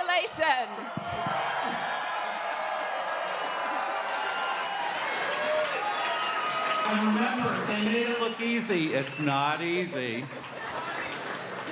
Thank you, Nikki, Joel, so much for joining us. Now we'll send it back over to our hostess, to Nilofer and Bridget. Welcome back. For those just joining us, Firefly successfully touched down on the moon in an upright, stable condition, becoming the first commercial company to complete a fully successful moon landing. We expect to have the first image within the next 10 minutes, depending on the signal strength of our S-band antenna. The timing will vary based on the position of our lander and the ground stations on Earth. If the S-band data rate is limited, we'll likely need to switch over to that X-band antenna, which needs to be deployed and calibrated. At that point, we'll plan to share the first image during our press conference in a few hours. And I don't know about you, but we're on the edge of our seat waiting for these first pictures. How are you, or how does it feel knowing that Firefly is leaving their mark on the moon? I don't think there's another feeling that even remotely compares to this right now. I'm sure you've been... So, you know what? I have to ask, because we talked all about the engines. We saw that great visual data telemetry. I know you have something else to show us. Do you have anything else I always have goodies. I always have props. You did work on our engines. We love hardware here. Let's get a take a second here We're to just get doing out. a quick safety briefing on, or a safety practice on something that Bridget has for us to see today. Oh, this is cool. It is cool. Oh, let's move this out of the way here. All right, so I love talking about Spectre. This is that 200 Newton Hypergol engine. You will notice I am wearing gloves. Right. The hypergol propellant is actually a toxic propellant, and while this has been completely decontaminated, we still want to take safety precautions just in case. But yeah, you can tell that this, so there are, if you want to actually show on that lander, but there are 8 of these engines on the lander. Okay. So we have pairs on each side. Right there. All right. Exactly. Okay, so we see our 8, and those are the Spectre engines that we see right here. Got it. And so, and then these are, it's a biprop engine, so we have 2 different propellants here. Okay. And because it's hypergol, we don't need a third ignition source. They just ignite on contact with each other, which is pretty cool. And these are our Kraken main valves. We love to have fun names here at Firefly. And then it'll go through the injector here, combust in that thrust chamber, and then expand out through the nozzle. It's pretty impressive. So this is what the team designed, developed, tested, and built in about a 2-year time frame. And these 8 Spectre engines, those were the ones that were firing in those quick pulses like you described, like a bird flapping its wings or at the blink of an eye. Exactly. So they just continue to iterate and pulse just like that. You've taught me a thing or two on these engines. I really appreciate that, Bridget. So how are you going to be celebrating this moment with your family, with your friends, with your fellow Fireflies? I'm going to go home and give my kids a great big hug, first off, and then maybe sleep a little bit. All right, and so while we wait for that photo to come in, we're going to go back and check into the stage with Tony. Hey, thank you, Bridget. We are now here with Jason Kim, the Chief Executive Officer for Firefly. Jason, congrats on landing on the moon. Congrats to all of our Fireflies. How does it feel? How is it, how are you and the Firefly teams feeling right now? They're just fired up right now in the mission control room. I mean, they were just pent up, holding it all in because they were calm and collective and cool the whole time. Every single thing was clockwork, even when we landed. And then after we saw everything was stable and upright, they were fired up. They were fired up. We got some moon dust on our boots. That's awesome. And now you can use the EDS shield, EDS payload to take that off. Yes, I love that EDS payload. I love all the payloads. Absolutely. We love all 10 NASA payloads. That's right. Jason, this is Firefly's first moon landing. What message would you like to give to the team that have worked so hard on this mission? Well, I'm just in awe of all of them. I've been that way since I, witnessed the company, during their launches, and then finally with this whole campaign. I'm just in awe of all of our Fireflies and just all the hard work that they put into this, all the extra sacrifices they did from their family and friends. So thank you to all the family and friends. All that design work, all the testing, all that simulation, it finally paid off. And we're just so glad and happy for our team. Absolutely, and now you're on the moon. I mean, Blue Ghost is finally on the moon. What do you think, or what do you hope that this mission means, or this message sends to all the aspiring and future engineers and scientists that are looking to one day enter the aerospace industry? Well, if you look at everybody in that mission control room and everybody at our company, you don't have to always be a rocket scientist, although we have some great ones at the company. We have people from all walks of life, and in that control room, people that started off with music careers or seamstress or welders. They're all from all kinds of careers, and they just landed on the moon. So, we hope this inspires the next generation of kids and STEM, K through 12, because, have them dream big. You never know where you're going to land. We just landed on the moon. So we hope that the Fireflies today inspired a whole generation. That's right. There's space for everyone in space. That's right. Especially in Texas. It was discussed earlier, Firefly not only develops lunar landers, but you guys also build and launch rockets. Can you tell us a little bit more about what else is in store for the Firefly team? Well, you know, right after this, we're going to get ready for our first launch of the year. We're going to launch our 1-ton rocket called Alpha. It's America's rocket, and we're going to launch Lockheed Martin's LM-400. It's their mid-class satellite. It's a beast, and we're just honored to launch that satellite. And we're going to launch multiple times this year. Things like Victus Haze for True Anomaly, and there's other, you know, Space Force missions that we have. So we're going to continue to launch at cadence, and then we're delivering our medium launch vehicle first stage by the end of the year. We just finished our first stage LOX tanks, so we're incredibly proud of that. And then, you know, we were working on Blue Ghost 2, Blue Ghost 3 as well, so we're not done. We're not finished with these moon missions. And, you know, I think there's this Electra spacecraft that we don't hear too much about. That's a space maneuver vehicle. And we're going to launch the inaugural one this year for a responsive NRO mission. You got a lot of things coming up. I mean, do you have a favorite? My favorite is always the next one. The next launch, the next lunar lander, the next one. Very well put. You know, I know we're all very much looking forward to that. Jason, thank you so much. I mean, everyone here is so excited. Can we get another cheer from the crowd?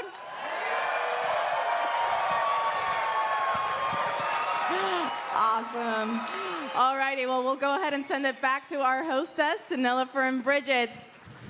Thank you, Tony, and thank you, Jason. Congratulations once again. If you are just joining us moments ago, Firefly became the second American commercial company to touch down on the moon with its Blue Ghost lunar lander. Now, we're standing by right now for that first moon image, which we expect in the next 15 minutes or so. So while we wait, Bridget, do you mind giving us a little bit of a preview on what's next for this mission? Yeah, sure. So this is going to be the beginning of our surface operations. Within the next 2 hours, Blue Ghost will perform surface commissioning in order to activate each subsystem and perform health checks. We'll also deploy and calibrate that X-band antenna that we spoke about earlier. That's going to increase our bandwidth and begin downlinking HD imagery and video. And then following surface commissioning, we're going to begin those 14 days of the payload operations. Great. So that includes deploying that surface access arm with the lunar planet vac sample, that little vacuum to collect some samples. Right up there, you can see on the screen. And then Blue Ghost is also going to deploy 4 tethered lunar magnetotelluric sounder electrodes, or LMS, on the lunar surface, in addition to a mast on Blue Ghost's top deck, which stands 2 meters above the lander to help study the deep interior of the moon. We'll also begin subsurface drilling operations with the Lister payload that remains attached to Blue Ghost. So that will be really great. And after the first image, there's a lot more to come from over the 14 days of surface operations, literally. There's that solar eclipse that the team expects to capture on March 14th, where the Earth blocks the sun from the moon's surface. And then we also have a few days later to capture that lunar sunset we discussed early on in the broadcast, but that is expected on March 16th, where it will verify that dust levitation phenomenon that was seen at the last Apollo, when the last Apollo astronauts were on the moon during Apollo 17. Exactly. And so finally, Blue Ghost is expected to operate for some hours into the lunar night as well. So it means that there's still so much to look forward to during this mission. I'm really excited. Me too. And so while we continue to stand by for that first moon image, we're going to go ahead and check back in with Ray, who was just in the Mission Operations Center with the Firefly team during that impressive landing. Hey, thank you, Bridget. Joining us once again is Ray Allensworth, Firefly Spacecraft Program Director. Ray, I mean, how are you feeling? What an awesome time. We did it! That's amazing! I'm sorry, my heart's beating so fast. I know, I can see that. It's so exciting. Yeah. You know, you were just in Firefly's Mission Operations Center. Can you tell us how everyone was feeling in that moment, what it was like?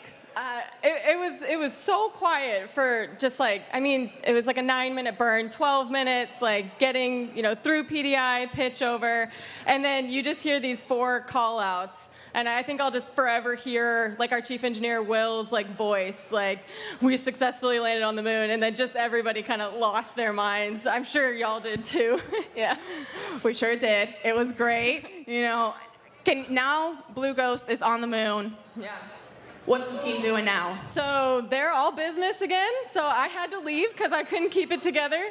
So they are immediately going into health and safety, and then it's really just immediate into payload ops. So we landed at the beginning of the lunar day, and we want to maximize as much of that time as possible for all the payloads. So they will immediately dive into that, and really these first 3 days after landing are going to be just jam-packed. Just try to get every single payload op going that we possibly can.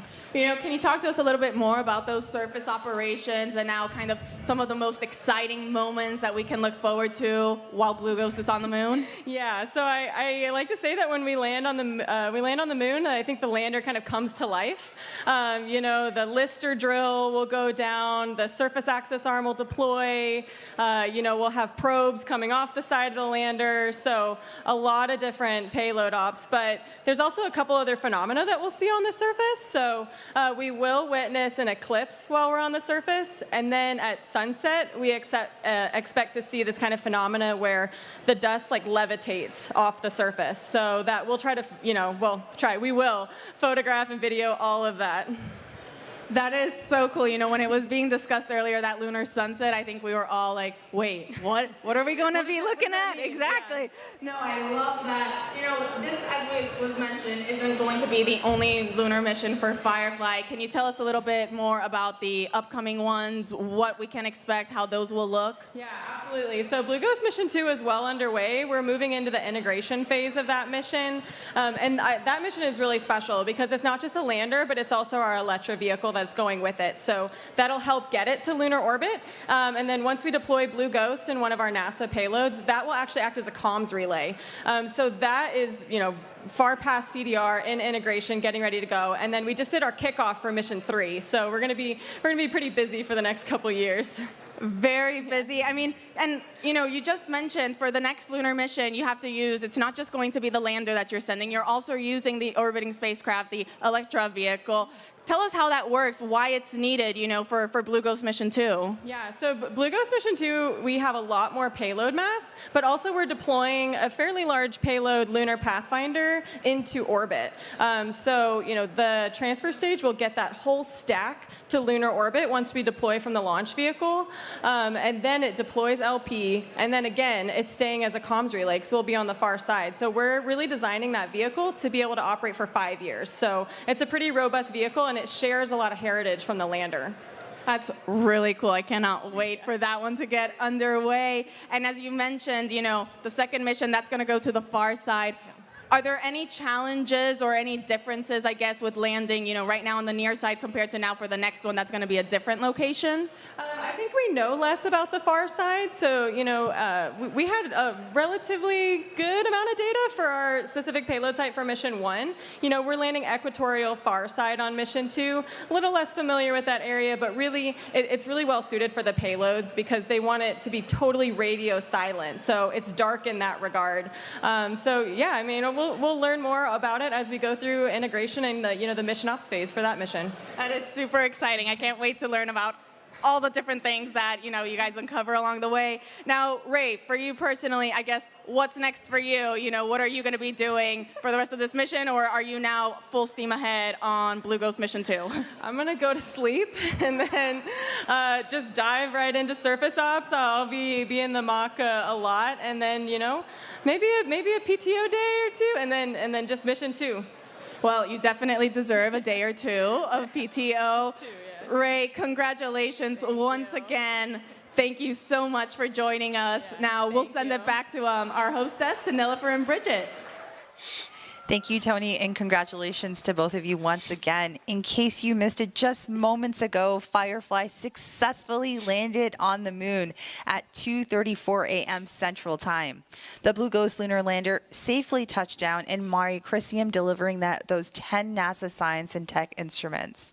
Now, we should just give a heads up that we do expect another image, or their first image rather, to come through in approximately the next 30 minutes. We are standing by for that, but let's talk a little bit more about what to expect and what took place over the course of the landing.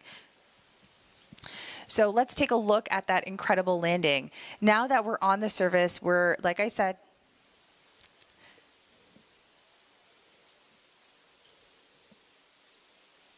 Payload verify 49.4. Copy. Verified. 11 meters up.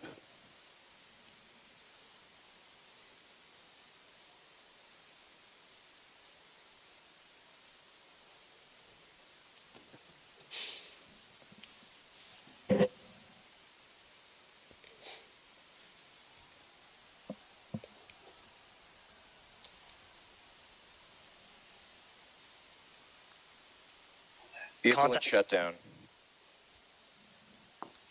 3 contact sensors tripped. Engine shutdown confirmed.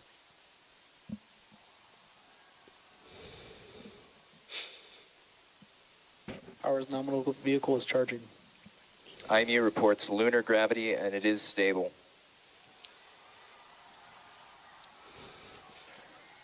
All con, chief engineer on ops. Y'all select the landing. We're on the moon.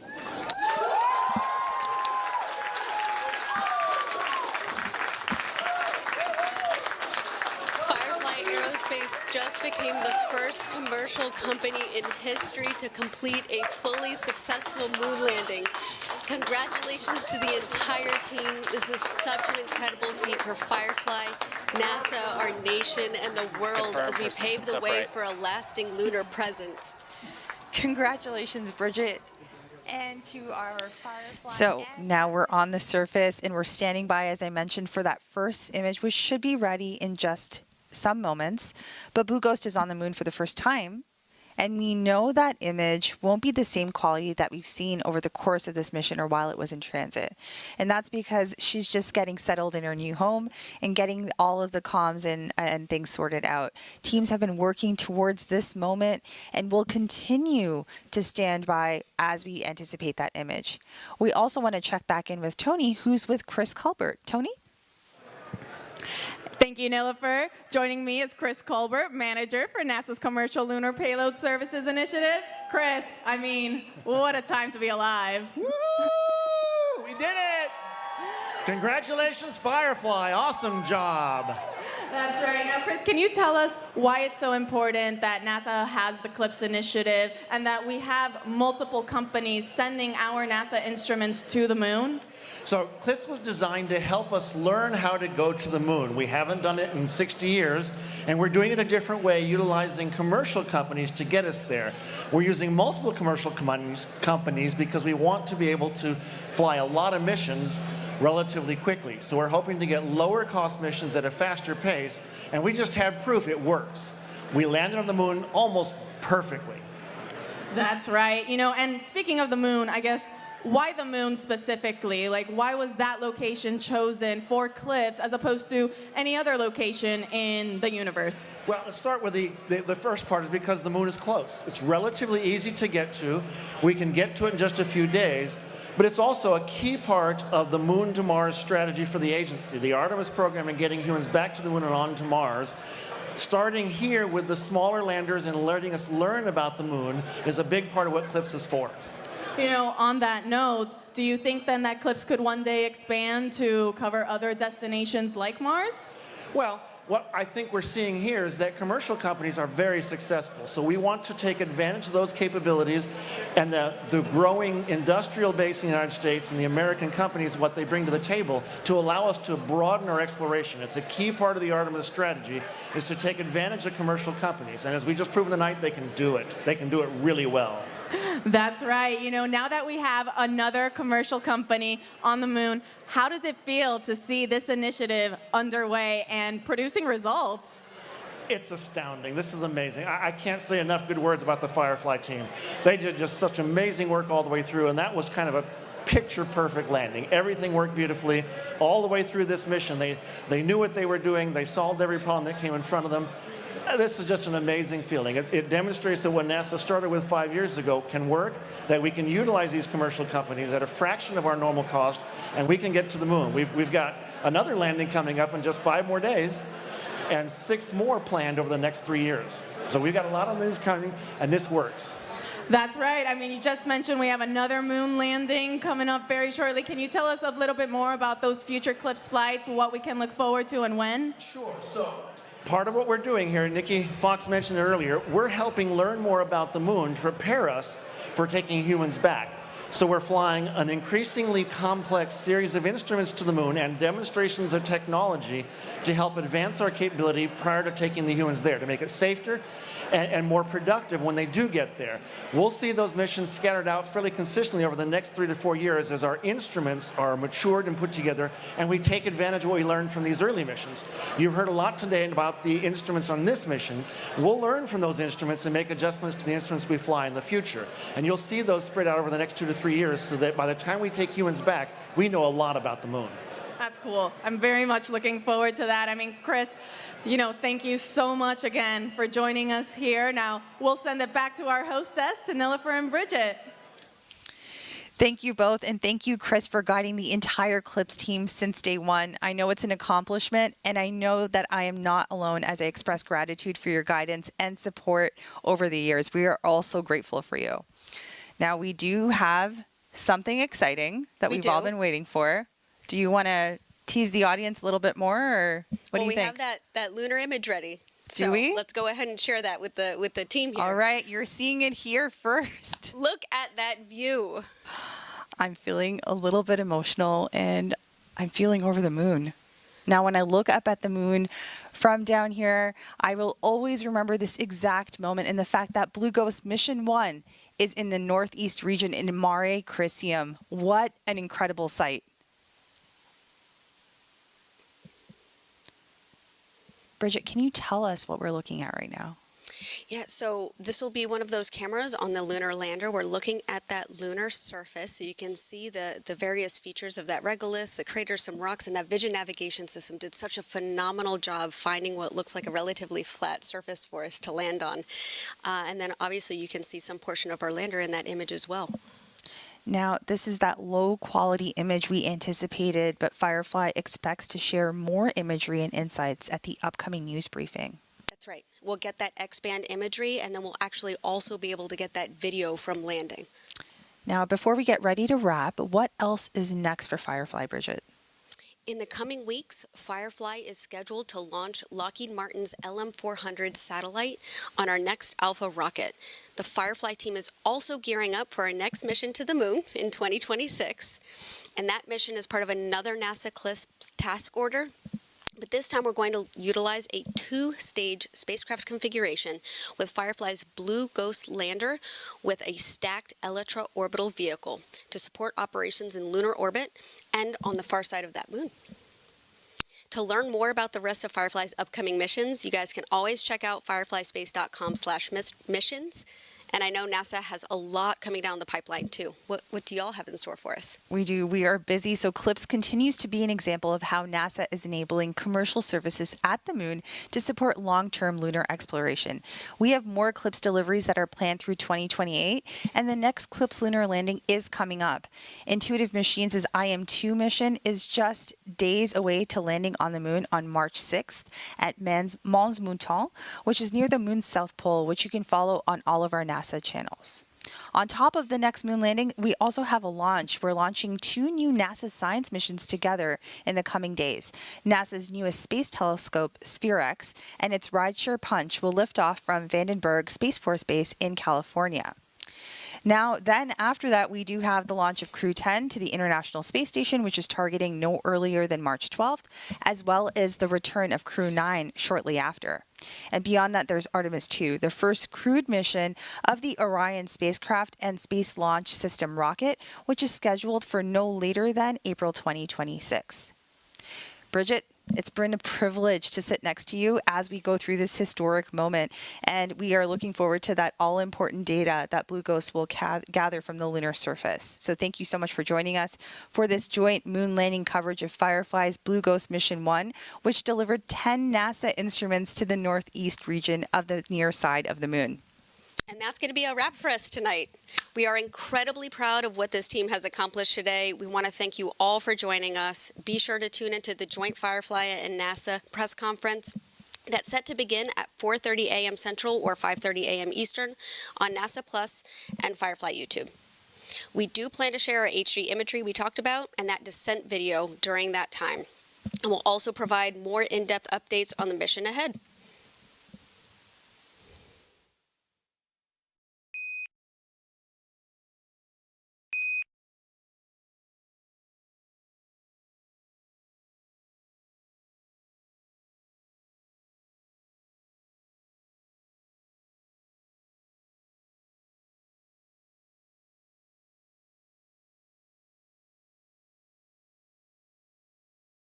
In 2018, I made an animation about the International Space Station.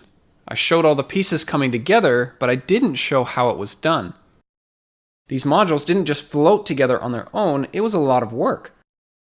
It involved mission controllers back on Earth, astronauts on board the station, and some fancy robotics. In this video, we're going to dive deep into the details to see how it worked.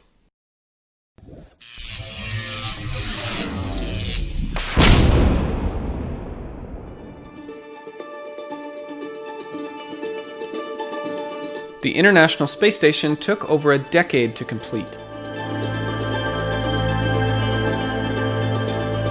Most of the pieces that you see here were launched by the Space Shuttle. In fact, this was one of the main purposes of the Space Shuttle. It was to build the space station.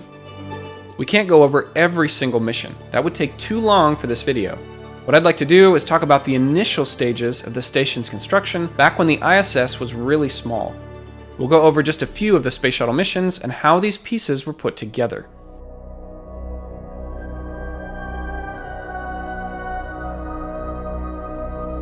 We've got to remember, the station isn't just aimlessly floating in space.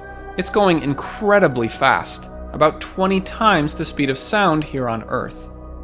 It orbits the Earth once every 90 minutes.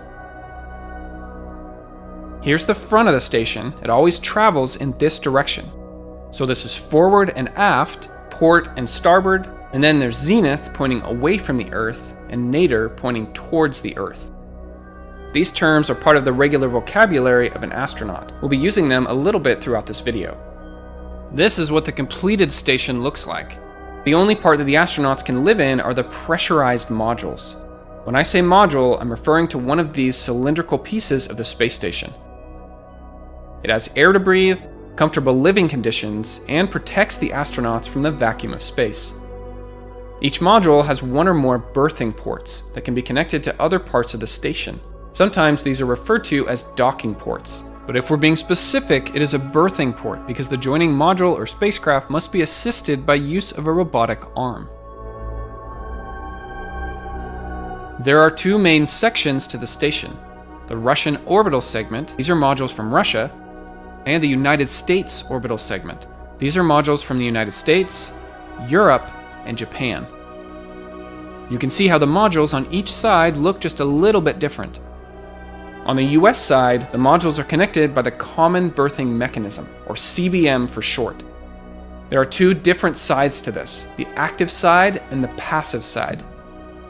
Once these are brought together, latches pull them in close, and then there are 16 bolts to firmly mate them together. The space in between is called the vestibule. This will be pressurized with air. This process takes a few hours. Then the hatch is opened, some of the hardware is removed, and connections are made in between the modules, which includes oxygen, power, data, and water. Once finalized, there is a white protective barrier put in place. The astronauts can now move freely in between the modules. The common berthing mechanism is used for modules that are permanently attached together, like the Harmony and Destiny modules.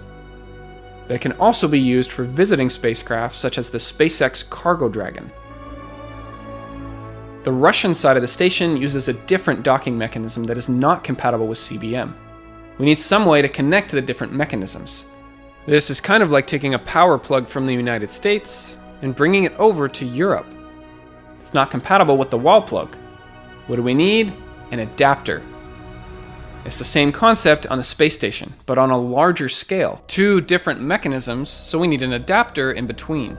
This is called the Pressurized Mating Adapter, or PMA for short. The larger side uses CBM, which can be attached to the US side of the station. The smaller side uses APAS. This is compatible with the Russian side of the station and with the space shuttle.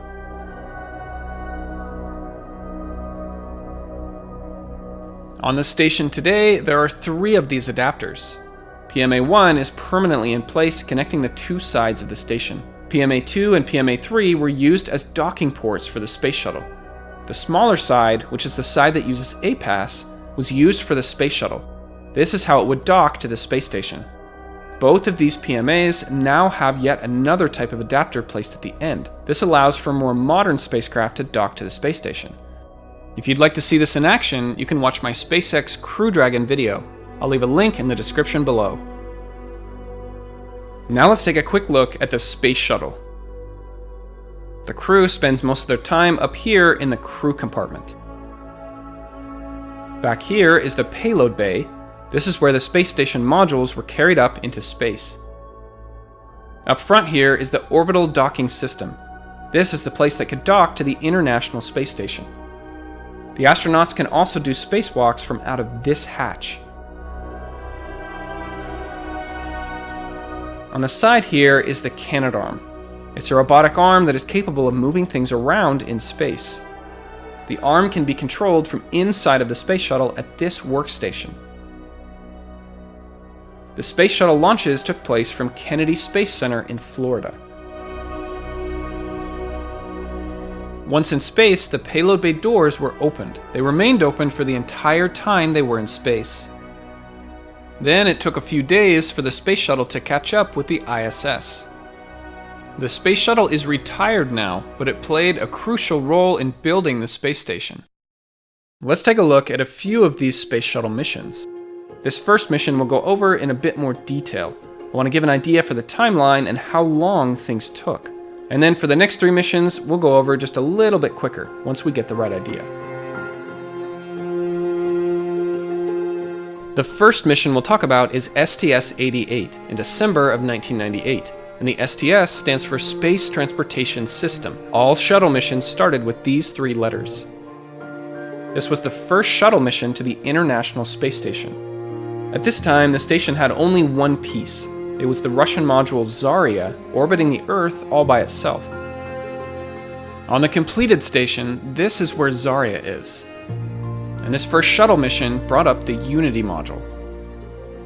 This is kind of like the center hub of the station, with 6 berthing ports where other modules can be attached. Unity was launched with PMA-1 and PMA-2 already attached to it. This mission took almost 12 days to complete. The first few days were used to make preparations and to catch up to Zarya. On day 3 of the mission, the Canadarm was put to work. It was time to lift Unity out of the payload bay. PMA-2 was then attached to the orbital docking system on the shuttle. The Canadarm can move large masses in space due to being weightless while in orbit. It had to move very slowly to not strain the robotic joints. It took hours to complete and very careful movement. The shuttle's thrusters were fired to bring the modules together. On the 4th day of the mission, the space shuttle slowly approached Zarya. The Canadarm grabbed onto it and then moved it into position above PMA-1. Again, the shuttle's thrusters were fired to bring the modules together. It took a few more days of preparation before they could go inside the station. There were 2 EVAs where they get into their spacesuit and go outside the station. They connected cables and installed antennas on the outside of the station. The Canadarm was used to help move the astronauts around. On the 8th day of the mission, they opened the hatch and entered the station for the first time. They only stayed inside for about a day, just enough to check things out and prepare it for the next mission. On the 10th day of the mission, there was one more EVA to finish the installation. Then on the 11th day of the mission, the shuttle undocked from the ISS. At this point, there was no permanent crew yet. The station was too small. Unity and Zarya orbited all by themselves for the next few months. Of course, all while being monitored by mission control back on Earth. So we'll fast forward just a few years in time.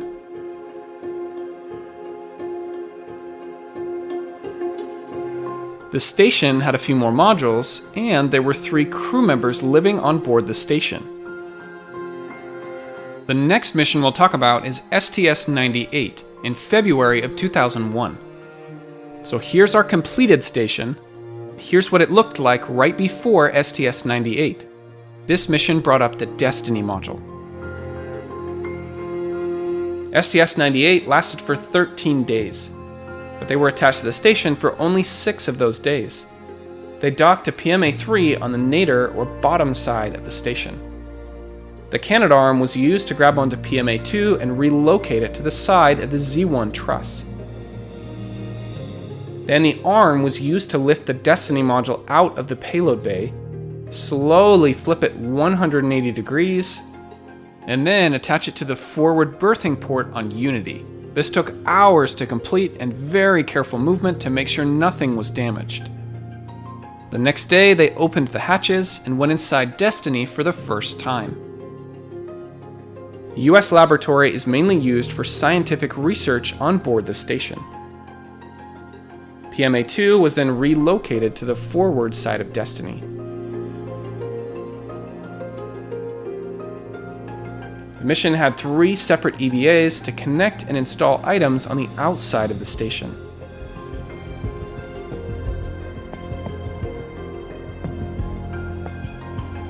The purpose of this next mission was to give the station its own robotic arm, called the Canadarm2. The first Canadarm was on the space shuttle. Very useful, but it was permanently attached to the shuttle. This means it goes home at the end of a shuttle mission. The Canadarm2 can lift heavier loads and would now stay on board the station, so it can be used in between shuttle missions.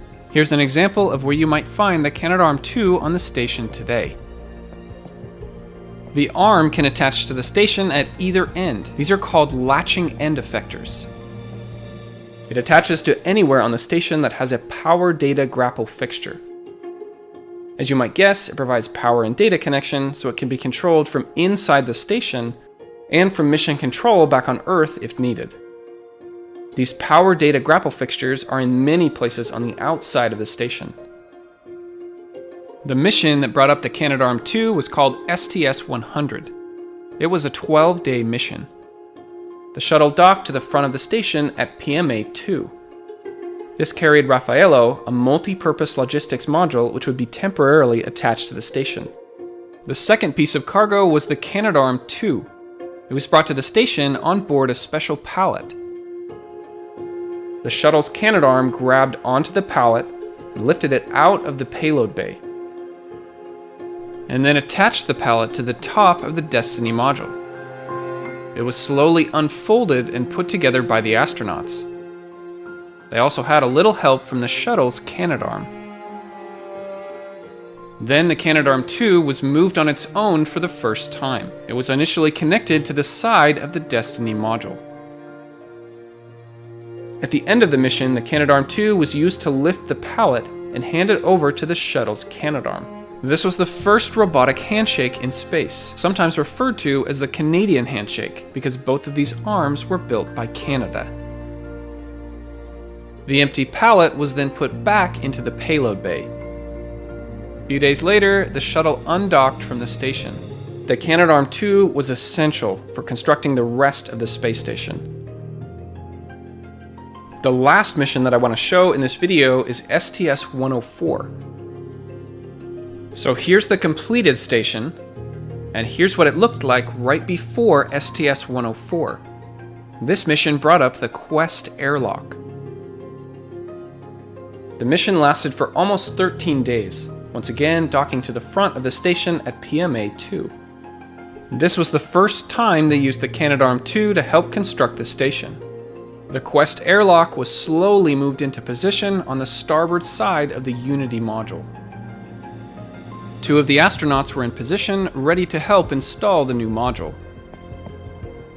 Once Quest was installed, it was time for the high-pressure gas tanks. Once again, the Canadarm2 was used to move the tanks around. The astronauts helped guide the tanks into position.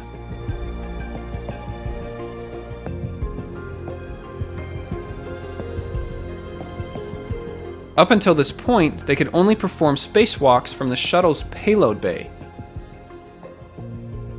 But the Quest airlock gave them another option. This part is called the equipment lock, and this part is called the crew lock. Once the astronauts are inside of their spacesuits, the hatch is closed and the crew lock is depressurized. This means that all the air is pumped out.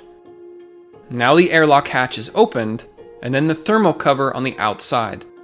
The opening points straight down, so the first thing they see is the Earth right beneath them. This video summarized 4 separate shuttle missions, just to give you a better idea of what it took to construct the International Space Station. This was just the early stages, and there's a lot more to the construction. Maybe we'll cover that in a future video. My name's Jared, thanks for watching.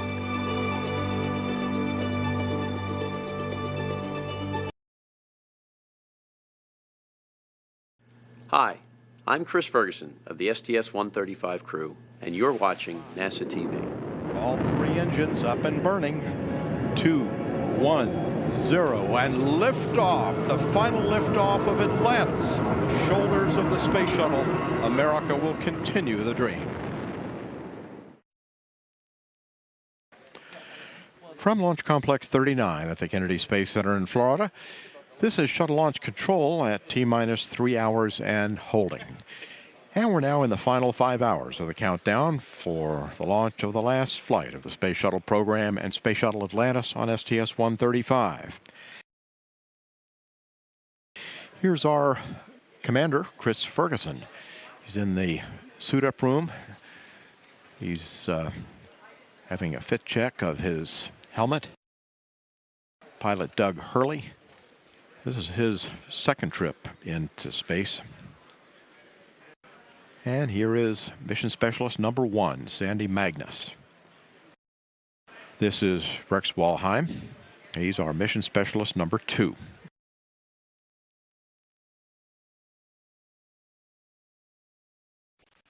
And here they come.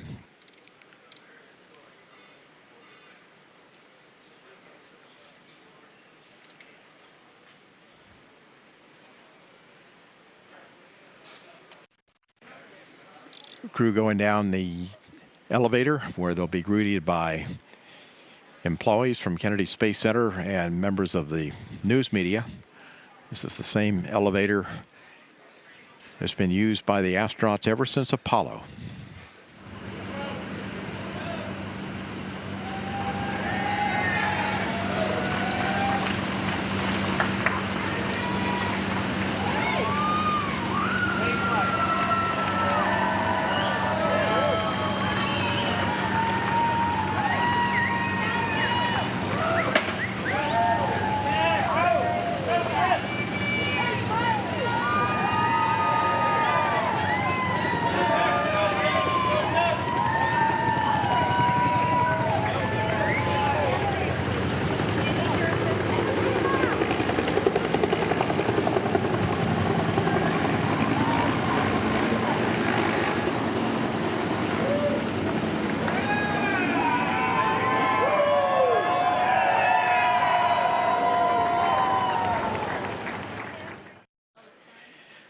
The flight crew is now in the white room of the orbiter access arm. Members of the closeout crew are in the white coveralls, and the astronauts, of course, are in the orange pressure suits. The closeout crew will be assisting the astronauts with their helmets and other equipment as they enter the orbiter. See out in the white room, that's Chris Menard again, number 5. You get Travis, number 1, and they're just getting Rex in. So hopefully, if things go well today, this will be the last astronaut you'll see climbing into a vehicle to go fly in space on the shuttle.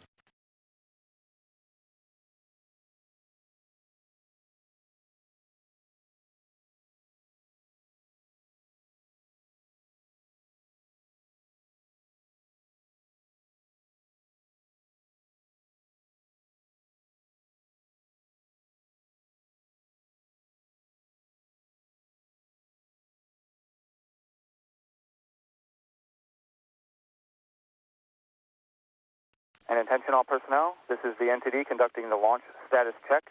Verify ready to resume count and go for launch. OTC. OTC is go. TBC. Tank and booster go. PTC. PTC is go. LPS. LPS is go. Houston flight. Houston flight, if you pull me at the end, I would appreciate it. Stand by. Yes, sir, we'll pull you later. Mila. Mila is go. STM. STM is go. Safety console. Safety console is go. SPE. SPE is go. LRD. LRD is go. SRO. SRO is go. You have a range clear to launch. And CDR.